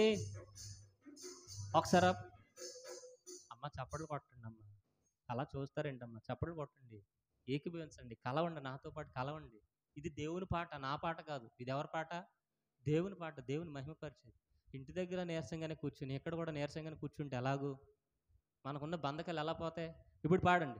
యేసయ్య నామమే బహుపూజనీయము, నాపై దృష్టి నిలిపి సంతుష్టిగా నన్ను ఉంచి నన్నెంతగానో దీవించి జీవజలపు ఊటలతో ఉజ్జీవింపచేసినే. నన్నెంతగానో దీవించి జీవజలపు ఊటలతో ఉజ్జీవింపచేసినే. జుంటె తేనె దారల కన్నా యేసునామమే మధురం, యేసయ్య సన్నిధినే మరువజాలను. జుంటె తేనె దారల కన్నా యేసునామమే మధురం, యేసయ్య సన్నిధినే మరువజాలను. జీవిత కాలమంతా ఆనందించెదా, యేసయ్యనే ఆరాధించెదా. జీవిత కాలమంతా ఆనందించెదా, యేసయ్యనే ఆరాధించెదా. జుంటె తేనె నా యేసునామమే మధురం, యేసయ్య సన్నిధిని మరువజాలను. హల్లెలూయా. ఏమండి, డాక్టర్ గారి దగ్గరికి వెళ్ళాం, లోపలికి వెళ్ళాం. డాక్టర్ గారు అన్నారు, అమ్మా నీ సమస్య ఏంటి అన్నారు. అలాగే చూస్తున్నారు అనుకో. అమ్మ చెప్పమ్మా ఏమైంది నీకు, డాక్టర్ దగ్గరికి వచ్చాక ఏమైంది అని అంటే అలాగే చూస్తే ఎలాగమ్మా. చప్పట్లు కొట్టను, ఒకళ్ళే ఇద్దరు చప్పట్లు కొడుతున్నారు, మిగతా వాళ్ళందరూ అలాగే చూస్తున్నారు. స్వస్థత రాదు, దీవెన రాదు. డాక్టర్ గారు ఏదో రాసేస్తాడు మందులు, నీకేం కడుపు నొప్పి ఉంది, నువ్వేం మాట్లాడరా. డాక్టర్ గారు ఏదో రాసేసి ఇల్లం ట్యాబ్లెట్స్ ఇస్తారు ఇల్లంట, ఆయన ఏదో రాసేస్తాడు, నువ్వేదో వేసుకుంటావు, అది తగ్గనే. మందిరానికి వచ్చిన వాళ్ళు చలనం ఉండాలి, మందిరానికి వచ్చిన వాళ్ళు దేవుడితో ఏకీభవించాలి. మందిరంకి వచ్చిన వాళ్ళు అసలు దేవుడు ఏం మాట్లాడుతున్నాడో ఒక ఆలోచన కలిగి ఉండాలి. పరలు అది ఇది అంటారు, పరధ్యానమా ఏంటారు పరధ్యానంగా ఉన్నా అంటారు, అంతేనా? పరధ్యానంలోనే ఉంటున్నారు అందరు. స్తోత్రం చెప్పండి, గట్టిగా చెప్పండి, దగ్గరగా చెప్పండి, ఇంకా గట్టిగా చెప్పండి. పేగులు బద్దలైపోయేలా చెప్పండి. భలేవాడు పాస్టర్ గారు, పేగులు బద్దలైపోయేలాగా అలా చెప్తామండి. అలాగే అదే మీ ఆయన అనుకున్న తేలేదు దానికి అప్పుడు అరుతారుగా, అదేది ఇప్పుడు అరితే అప్పుడు అరిసే బాధ తప్పిపోవును గాక. అలాగే మీ ఆవిడనేమో చేపలు తీసుకొచ్చి కూర వండమన్నా, ఆవిడేమో ఫ్రిడ్జ్లో పెట్టేసి వంకాయ కూర వండింది. అప్పుడు ఎలా ఉంటుంది? అప్పుడు అరవా ఏ అని. ఈ మధ్య హత్యలు చేసుకుంటున్నారండి. ఒక భర్త ఒక ఆవిడని చంపేసాడు. ఎందుకు చంపేసాడు అనంటే చికెన్ కూర తెచ్చాడంట. ఏం తెచ్చాడు? చికెన్ కూర తెచ్చాడంట, వండమన్నాడంట. నువ్వు వండే నేను బయటికి వెళ్ళి వస్తాను అన్నాడంట. ఆవిడేం చేసింది? పొద్దున్న వంకాయ కూర ఉంది కదా, అది వేడి చేసుకుని తినేస్తే ఇది రేపు వండుకొచ్చి అనుకుంది. మరి ఈడేమో ఆన్లో వస్తున్నాడు, వచ్చి వాడు ఎలాగ వస్తున్నాడు? ఆన్ స్విచ్ ఆన్లో వస్తున్నాడు, ఫుల్ లోడ్ అయిపోయి వస్తున్నాడు. దా తీసుకురా అన్నాడండి చేపల కూర. వండలేదండి అన్నది. ఇక అంతే, చాకు తీసుకుని పొడిచేసాడు, అయిపోయింది. చికెన్ కూర వండనందుకు. అందుకని ఇక్కడ అరిస్తే అక్కడ అరిసే బాధలు తప్పిపోను గాక, ఇక్కడ అరిస్తే అక్కడ సమయోచితమైన జ్ఞానం వచ్చును గాక. హల్లెలూయా. ఎందుకంటే ఏదో అర్థం చేసుకుంటాడు కదా అని అనుకుంటాం. ఏం అర్థం కంచి ఉండదండి. ఆమెం చెప్పండి. కంచె ఉండదు, మన చుట్టూ కంచె ఉండాలి, ప్రార్థన కంచె ఉండాలి. ప్రార్థన కంచె ఉన్న రోజున అపవాది నేను ఏం చేయలేదు. ఒకవేళ దగ్గరికి వచ్చి అరిస్తే అరవచ్చు, కానీ ఏమీ చేయలేదు. ఆమె కంచి లేదు, ఏమి లేదు, కంచి లేదు. అందుకని డైరెక్ట్గా చాకు ఎక్కడికి వెళ్ళిపోయింది? పొట్టలోకి వెళ్ళిపోయింది, చంపేశాడు. వచ్చి అడుగుతున్నారు పోలీసులు, ఏమయ్యా మీ ఆవిడని ఎందుకు చంపేసావని అంటే చికెన్ కూర వండలేదు అన్నాడు. అదేమన్నా కారణమా? కారణం కాదు, కానీ ఆ టైంకి అది పెద్ద ఇష్యూ, ఆ సమయానికి అంతే పెద్ద విషయం అది. మనకి ఎలా చికెన్ కూరగా చంపేస్తారా అంటే చంపేస్తారు, అది అనుభవించే వాళ్ళకే తెలుస్తుంది, అవునా కదా? అందుకని ఇక్కడే స్తోత్రాలు బిగ్గరగా చెప్తే అక్కడ సైతానుడు బంధించబడును గాక, దేవుని నామానికి మహిమ కలుగును గాక. హల్లెలూయా. అందుకే ఇక్కడ నోరు తెరవాలి, హృదయం తెరవాలి, ఆలోచన తెరవాలి, అన్నీ తెరవబడాలి. ఇంటి దగ్గర మూయబడాలి. ఇంటి దగ్గర మనం అన్నీ తెరుతాం, కాసేపు టీవీ ఎట్టా, కాసేపు సెల్ ఫోన్ ఎట్టా, వాళ్ళేంటి అటు వెళ్ళిపోతున్నారు, వీళ్ళేంటి ఇటు వెళ్ళిపోతున్నారు, అయ్యి తెరుస్తాం. ఇక్కడ తెరవాలి, హృదయం తెరవబడాలి. హల్లెలూయా. కాబట్టి వాక్యము ద్వారా ఆయన్ని సమీపించాలి. రెండవది ప్రార్థన ద్వారా, వాక్యము ద్వారా సమీపించాలి. రెండవది ప్రార్థన ద్వారా సమీపించాలి. ప్రార్థన ఎంతసేపు చేస్తున్నాం? ఒక ఆయన అన్నాడు, ప్రార్థన ఎప్పుడు చేయాలంటే నీకు భారంగా నిద్ర వచ్చేస్తున్నప్పుడు, నువ్వు బాగా అలసిపోయినప్పుడు ప్రార్థన మొదలు పెట్టాలంట. ఆమెం చెప్పండి. కాళ్ళేది పాస్టర్ గారు, జ్వరం 3 రోజులు జ్వరం నువ్వు మంచం మీద కుళ్ళిపోతావు తప్ప చిన్న ఫోన్ కానీ ప్రార్థన కానీ చేయు. తలపోటు పాస్టర్ గారు, జండు బాంబులు రాసి కంపెనీలన్నీ మార్చేస్తున్నాం తప్ప చిన్న ప్రార్థన మాత్రం చేయట్లే. హల్లెలూయా. ప్రార్థన ద్వారా దేవుని దగ్గరకు వస్తే ఆయన అంటాడు, నా యొద్దకు వచ్చిన వాడిని నేనేమాత్రం త్రోసివేయను. ప్రార్థన ద్వారా నీకు స్వస్థత వచ్చును గాక. ప్రార్థన ద్వారా దేవుడి దగ్గరికి రావాలి, వాక్యం ద్వారా దేవుని దగ్గరికి రావాలి. హల్లెలూయా. వచ్చిన రోజున దేవుడు నీకు అద్భుతం చేయును గాక. సరే, ఈ రోజున ప్రభు బల్ల ఆరాధన కాబట్టి శరీరము ద్వారా ఆయన దగ్గరికి రావాలి. ఆమె చెప్పండి, దేని ద్వారా రావాలి? యోహాను సువార్త 6వ అధ్యాయం 55వ వచనం లేదా 53 నుంచి చదువుదాం. యోహాను సువార్త 6వ అధ్యాయము 53 నుంచి చదవండి.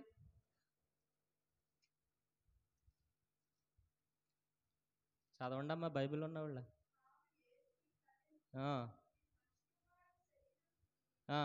మీరు మనుష్య కుమారుని శరీరమును తిని ఆయన రక్తమును త్రాగితేనే గాని మీలో మీరు జీవం కలిగిన వారు కాదు. హల్లెలూయా. ఆయన శరీరమును తినాలి. ఆయన శరీరం తింటామంటే ఆయన ఎక్కడ ఉన్నాడు? ఇప్పుడు కొరికి తినేస్తామా? కొంతమంది పిల్లలు బొగ్గలు కొరికేస్తారు. హల్లెలూయా. కొరికి తింటామంటే అదేనా? ఆయన శరీరమును తిని ఆయన రక్తాన్ని తాగుతామనంటే మనం ఏమైనా పిశాచులమా? కూర్చోండి అమ్మ, వందనమ్మ, చెప్పండి అమ్మ, రక్తాన్ని ఎవరు తాగుతారు? అది బాగా చెప్పింది ఆవిడ. హల్లెలూయా. మనం పిశాచులమా రక్తాన్ని తాగేయడానికి? మనకు ఆవిడ అంటుంది, అరే నాకు రక్తాన్ని అర్పించండి రా అంటుంది. హల్లెలూయా. మొన్నటిదా పండగలు జరిగినాయి, రక్తాన్ని అర్పించి అంటే రక్తం తాగితే ఏ రక్తం తాగాలి చెప్పాలి? మనుషుల రక్తం కాదు, యేసయ్య రక్తం. యేసయ్య రక్తాన్ని ఎలా తాగుతావు? యేసయ్య ఉన్నాడు ఇక్కడ, చెప్పండి అమ్మ, ఎలా తాగుతావు అమ్మా? రక్తము అనగా దేవుని ఆత్మ, త్రాగాలి. హల్లెలూయా. త్రాగడం అనగా లోపలికి తీసుకోవడం, అంటే ఆత్మ నీలోనికి రావడం. హల్లెలూయా. చూడండి, మంచినీళ్ళు త్రాగినప్పుడు అవి ఎక్కడికి వెళితే? లోపలికి వెళ్ళి ఎక్కడ నిలవ ఉంటాయి? కడుపులో నిలవ ఉంటాయి. హల్లెలూయా. మళ్ళా వెళ్ళిపోతాయి, మళ్ళా మనం తాగాలి, మళ్ళా వెళ్ళిపోతాయి, మళ్ళా మనం త్రాగాలి. అలాగే ఆత్మను మనం పొందుకోవాలి, ఆత్మ ఖర్చు అవుతుంది, మళ్ళీ ఆత్మను పొందుకోవాలి, ఆత్మ ఖర్చు అవుతుంది, మళ్ళీ ఆత్మను పొందుకోవాలి, ఆత్మ ఖర్చు అవుతుంది. హల్లెలూయా. ఖర్చు అవుతుంది. మన పనులు చేసినప్పుడు, మనకున్న శ్రమల ఇబ్బందులు ఎదురించినప్పుడు మనకు ఖర్చు అవుతుంది. మళ్ళా కూర్చుని ఏం చేసుకోవాలి? మంట వేసుకొందువు గాక, ఆత్మను వెలిగించుకొందువు గాక, ఆత్మని ఆర్పుకోకుందువు గాక. అమ్మో, నేను భాషలు మాట్లాడితే ఆయన ఏమనుకుంటాడు? రేపొద్దుడు నీకు వస్తే ఆయన ఏమనుకున్నా నీకు ఉపయోగం ఉండదు. హల్లెలూయా. మనుషుల వైపు చూడకుందువు గాక. హల్లెలూయా. రోజు కూర్చుని ప్రార్థన చేయి. ప్రార్థన చేసినప్పుడు దేవుని కంచె దిగుతుంది. అపవాది ఏం చేయలేదు, రోగం ఏం చేయలేదు, వ్యాధులు నేనేం చేయలేవు, శ్రమలు నేనేం చేయలేవు. హల్లెలూయా. ఒకవేళ ఎర్ర సముద్రం ఎదురుగా ఉండొచ్చు, కానీ అది 2 పాయలు అయిపోద్ది. సముద్రంలో పడి అవతలకు వెళ్ళిపోతావు, నువ్వు క్షేమంగా వెళ్తావు. హల్లెలూయా. కాబట్టి ఆయన శరీరం ప్రతిరోజు నువ్వేం చేయాలి? తినాలి. ఆయన శరీరం తినమనగా, ఆయన శరీరం తినటమంటే అర్థం ఏంటి? వాక్యాన్ని ధ్యానం చేయాలి, ఆయన రక్తాన్ని త్రాగాలి. ఆయన రక్తాన్ని త్రాగడం అనగా ఆయన ఆత్మనిచ్చి మనలోనికి రావాలి. అసలు ఆత్మ రావడం అనే కాన్సెప్టే ఉందా మనకు? అసలు ఎప్పుడైనా అనుభవించావా నువ్వు? అసలు ఎప్పుడైనా నీ దగ్గరికి వచ్చారా? ఒకవేళ వస్తే నిలుపుకున్నావా దాన్ని? అసలు అనుభవమే లేదు.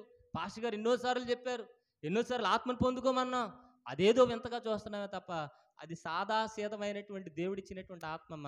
ఆయన అన్నారు, అంత్యకాల దినాల్లో నా ఆత్మను ప్రజలందరమే కురమరిస్తానని దేవుడు ఇస్తా ఉంటే అదో వింతగా చూస్తున్నారు, అదో వింతగా చెప్పుకుంటున్నారు. అమ్మో, నేను మాత్రం పొందుకోను. నేను పొందుకుని పడిపోవడం అంటే మామూలు విషయం కాదని అదేదో వింతగా, అసలు దేవుడు ఇస్తానంటే నువ్వు వద్దంటుంటే నీకు రేపు పొద్దున పరలోక రాజ్యం ఎలా ఉంటుంది? అంటే దేవుడు కూడా నువ్వు అనుకున్నట్టుగా ఉండాలా? దేవుడు కూడా ఎవరు అనుకున్నట్టు ఉండాలి? చెప్పండి అమ్మా. దేవుడు ఎవరు అనుకున్నట్టు ఉండాలి? మనం అనుకున్నట్టు ఉండాలి. చాలామంది అదంటే దేవుడు అది చెప్పడే, దేవుడు అలా చేయమని చెప్పడే. అంటే దేవుడు ఏమనుకుంటాడో కూడా నీకు తెలుసు, దేవుడు ఏం చేయాలో కూడా నువ్వే చెప్తావు, దేవుడు ఎలా నడవాలో కూడా నువ్వే చెప్తావు. హల్లెలూయా. దేవుడిని మనం డిసైడ్ చేయకూడదు. దేవునికి కొన్ని ప్రణాళికలు ఉన్నాయి, దేవునికి కొన్ని పద్ధతులు ఉన్నాయి, దేవునికి కొన్ని ఆలోచనలు ఉన్నాయి. ఆలోచనలో పడి వెళ్ళిపోవాలి తప్ప ప్రశ్నించకుందుము గాక. హల్లెలూయా. ప్రశ్నించకుందుము గాక. దేవుడు వచ్చినప్పుడు కొన్ని విషయాలు జరుగుతాయి, అవి జరిగినప్పుడు యాక్సెప్ట్ చేయాలి తప్ప దాన్ని ఎదిరించకుందుము గాక. హల్లెలూయా. కాబట్టి ఆయన శరీరం తిని చదవం, మరలా చదువు, వాక్యం ముగించుకుందాం. ఆ, ఆ. మీరు మనుష్య కుమారుని శరీరమును తిని ఆయన రక్తమును త్రాగితేనే గాని మీలో మీరు జీవం కలిగిన వారు కారు. నా శరీరమును తిని నా రక్తమును త్రాగువాడే నిత్య జీవం కలిగిన వాడు. ఇది ఎవరు చెప్పారు? చెప్పాలి, ఎవరు చెప్పారు ఈ మాట? యేసు ప్రభు గారు. అయినా నమ్ముతామా మనం? చెప్పాలి, నమ్ముతామా? పోనీ చేస్తామా? చెయ్యం. అంటే మందబుద్ధి. ఏదో వాక్యం చదివే వరకే, వినే వరకే, క్రియల్లో మాత్రం అస్సలు చేయు. గ్యారంటీగా చెప్తున్నా. ఇంటికి వెళ్ళాక ఏమైనా చేస్తారా? అస్సలు చేయరు. మరి ఎందుకు రావడం దేవుని దగ్గరకు? ఏదో అందరూ వెళ్తున్నారు కాబట్టి నేను కూడా వెళ్తున్నా. అందుకని నీకు అందరికి ఉన్న సమస్యలే నీకు ఉంటాయి. అందరూ అంటారు, అమ్మా మందిరానికి వెళ్తున్నావు కదా, నీకేంటి సమస్యలు అంటే ఎందుకనే. చెయ్యు, వినో, క్రియలు అది పొందుకో. ఒకవేళ అర్థం కాకపోతే అడగవు, అస్సలు అడగవు. నేను అడగడం ఏంటి? నాకు తెలియదా ఏంటి? నేను చదువుకోలేదా? నాకు జ్ఞానం లేదా? నాకు బుద్ధి లేదా? వాళ్ళెవరిని అడగడం నాకు తెలవదా అని ఒక సర్కిల్ మనం గీసేసుకుంటున్నాం. ఆ సర్కిల్ దాటి బయటికి రావాలి, మనం ఫలించాలనేది దేవుని ఉద్దేశం. నిత్య జీవం కలిగిన వాడు అంత్య దినమునందు నేను వానిని లేపుదును.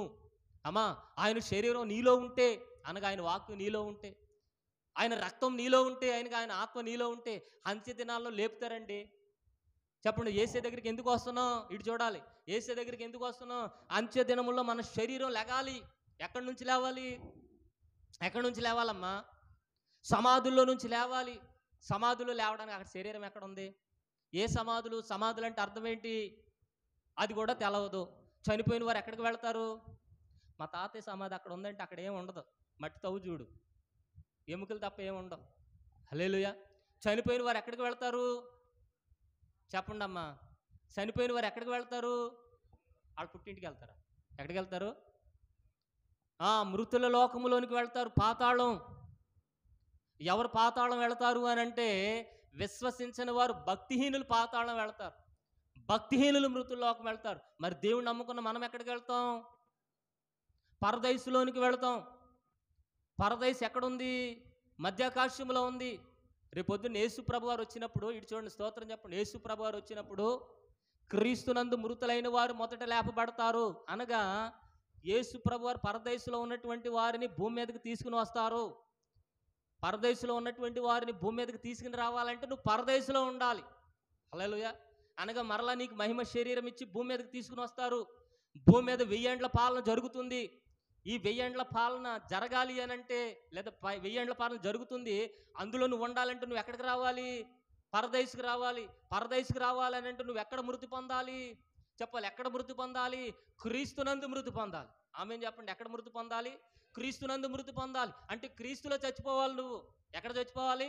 క్రీస్తులో చచ్చిపోవాలి. క్రీస్తులో చచ్చిపోవాలంటే క్రీస్తు అంటే ఎవరు? క్రీస్తు అంటే ఎవరమ్మా? పాపమును తొలగించేటువంటి రక్షకుడు. ఆయన శరీరం, ఆయన రక్తం నీలో ఉంటే క్రీస్తులో చచ్చిపోయినట్టు. హల్లెలూయా. నీలో సాతాను శరీరం, సాతాను రక్తం, లేదా టీవీలు చూసినటువంటి ఆ బొమ్మలు, లేదా ఏదో ఎక్కడెక్కడో తిరిగినటువంటి ఆలోచనలు నీలో ఉంటే క్రీస్తులో చచ్చిపోయినట్టు కాదు. క్రీస్తు నీలో ఉండి చనిపోవాలి నువ్వు. ఆమేన్ చెప్పండి. ఎలా చనిపోవాలి? ఎందుకంటే పుట్టిన వానికి మరణం ఖచ్చితంగా ఉంది. ఈ మరణం ఎలా రావాలి నీకు? చెప్పాలి, ఎలా రావాలి అని అంటే క్రీస్తులో రావాలి. క్రీస్తు శరీరం నువ్వు తిని, క్రీస్తు రక్తం నువ్వు త్రాగి అప్పుడు చచ్చిపోవాలి. వాడిని లేపుతాడు. ఆమేన్ చెప్పండి. క్రీస్తు శరీరం, క్రీస్తు రక్తం ఎలా వస్తుంది నీకు? చెప్పాలి, ఎలా వస్తుంది? అందుకని అనాలి, భయం ఉండాలి. ఏం భయం? అమ్మో ఈరోజు నేను చచ్చిపోతానేమో. ఎందుకంటే ఈరోజే మంది, రేపు మంద కాదు. ఈరోజు నేను చనిపోతానేమో. చనిపోతే ఎందులో చనిపోవాలి? చెప్పాలి, చనిపోతే ఎలా చనిపోవాలి? క్రీస్తులో చనిపోవాలి. క్రీస్తులో చనిపోవాలంటే క్రీస్తు శరీరం నాలో ఉండాలి అని వాక్యమును చదవాలి. పొద్దునే లేచి నువ్వు ఏం చేయాలి? వాక్యమును చదవాలి. ప్రయాణం చేస్తున్నప్పుడు వాక్యమును ధ్యానం చేయాలి.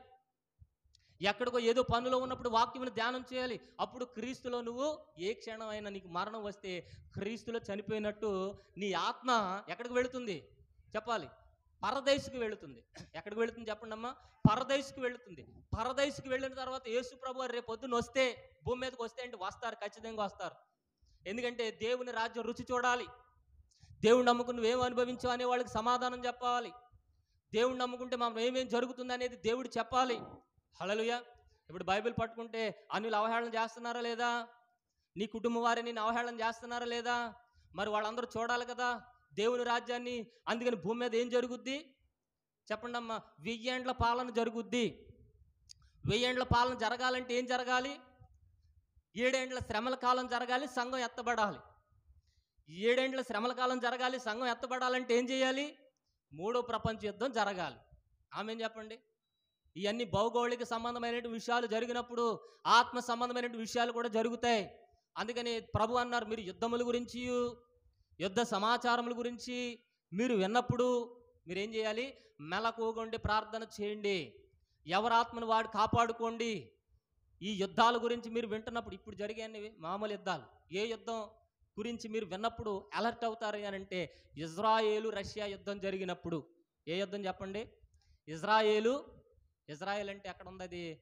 అది కూడా మనకు తెలదు, కొంతమందికి తెలవదు. హల్లెలూయా. కొన్ని వార్తలు మనకు తెలియాలి, కొన్ని దేశాలు మనకు తెలియాలి. ఇజ్రాయేలు మనకి భూమి మధ్య భాగంలో ఉంది, మధ్యధరా ప్రాంతంలో ఉంది. హల్లెలూయా. ఇజ్రాయేల్కి తర్వాత ఎవరికి జరగాలి? రష్యా. అది ఎక్కడ ఉంటుందో మనకు తెలవదు. హల్లెలూయా. కొంతమందికి తెలుసులే. రష్యా. ఈ రెండింటి యుద్ధం జరగాలి. ఎందుకని ఈ రెండింటి యుద్ధం అని నేను చెప్తున్నాను?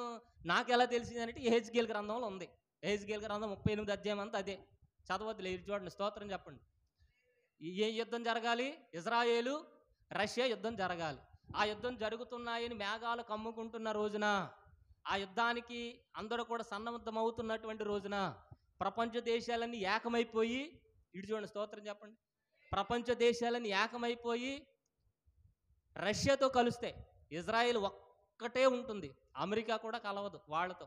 ఇప్పుడు అమెరికా ఇజ్రాయెల్కి సపోర్ట్ ఇస్తుంది, తర్వాత ఇజ్రాయేల్కి ఎవరు సపోర్ట్ ఇవ్వరు. ఇజ్రాయేల్ ఒంటరి అయిపోతుంది. ఇప్పుడు జరిగిన యుద్ధాలన్నింటిలో ఇజ్రాయేల్దే విజయం, అవునా కాదా?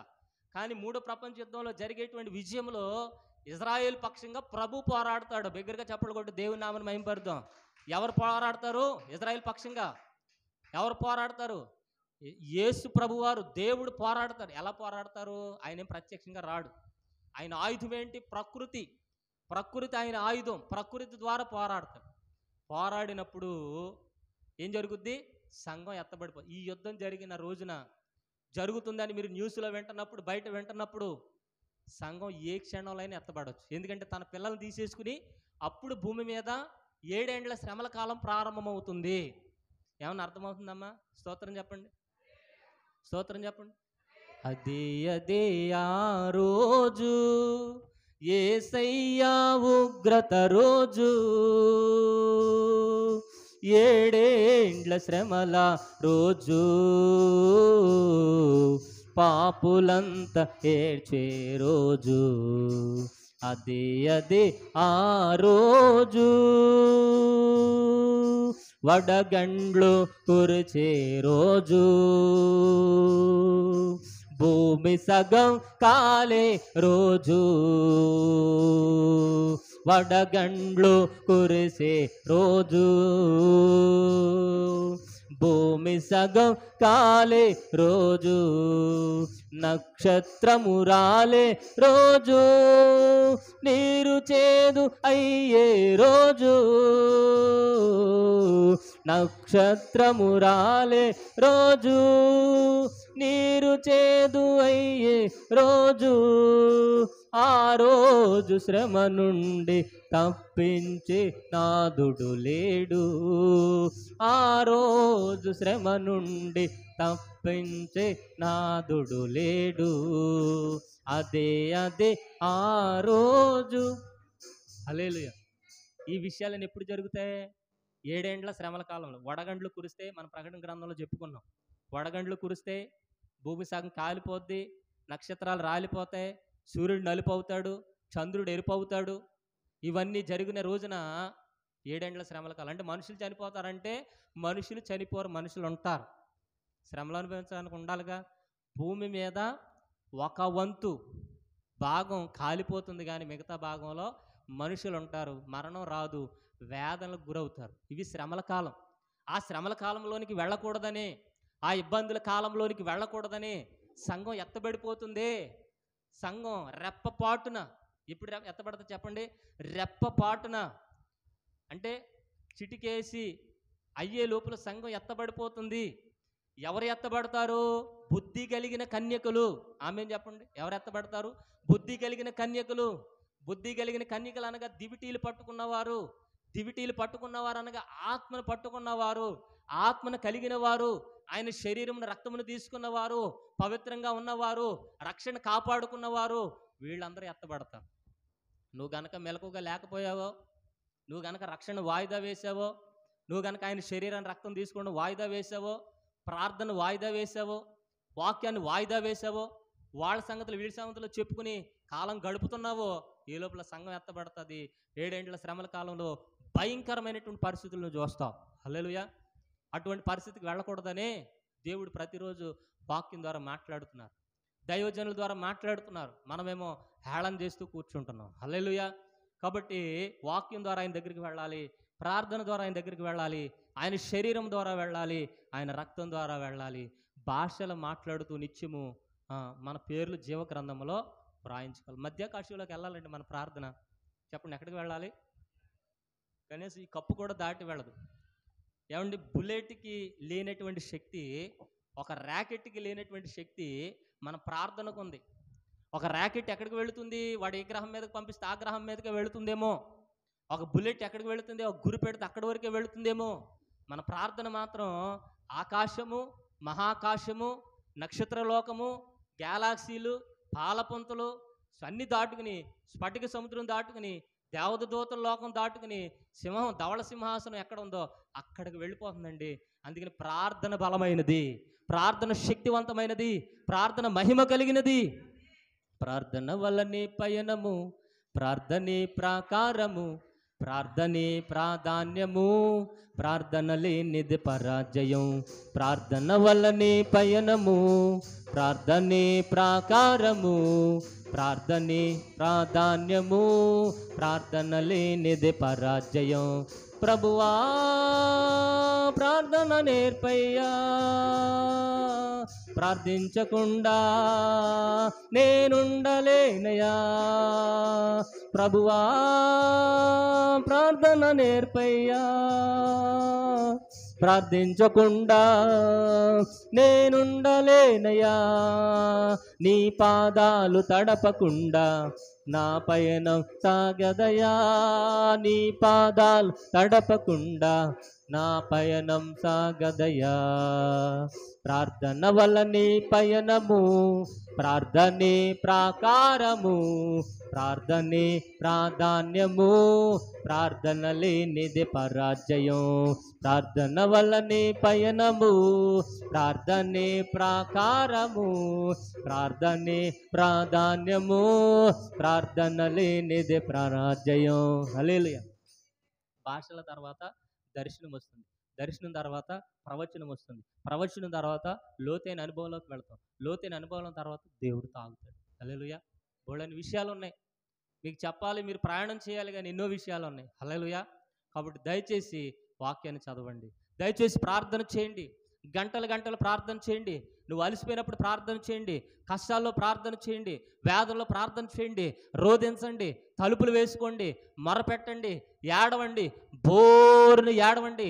ఒక తల్లి దగ్గర ఎలా ఏడుస్తావో, ఒక తండ్రి దగ్గర ఎలా ఏడుస్తావో, ఒక స్నేహితుడి దగ్గర ఎలా ఏడుస్తావో అలాగే ఏడవండి. ఆ కన్నీళ్ల ద్వారా దేవుని పాదాలను మీరు తాకండి. హల్లెలూయా. ఆ రోజున దేవుని ఆత్మ మీలోనికి వస్తుంది, దేవుని శక్తి మీలోనికి వస్తుంది. దేవుని ఆత్మ, దేవుని శక్తి మీలోనికి వచ్చిన రోజున మీరు బలం పొందుకుంటారు, విశ్వాసం పొందుకుంటారు. దేవుని యొక్క క్రియ మీలో జరుగునుగాక, ఉన్నతమైన స్థానంలోనికి దేవుడు మిమ్మల్ని నడిపించునుగాక. అటువంటి కృపాధన్యత మనందరికీ తోడైండునుగాక. ఆమేన్. ఒక పాట పాడుతుండగా కీర్తన గారు కానుకలు పట్టు.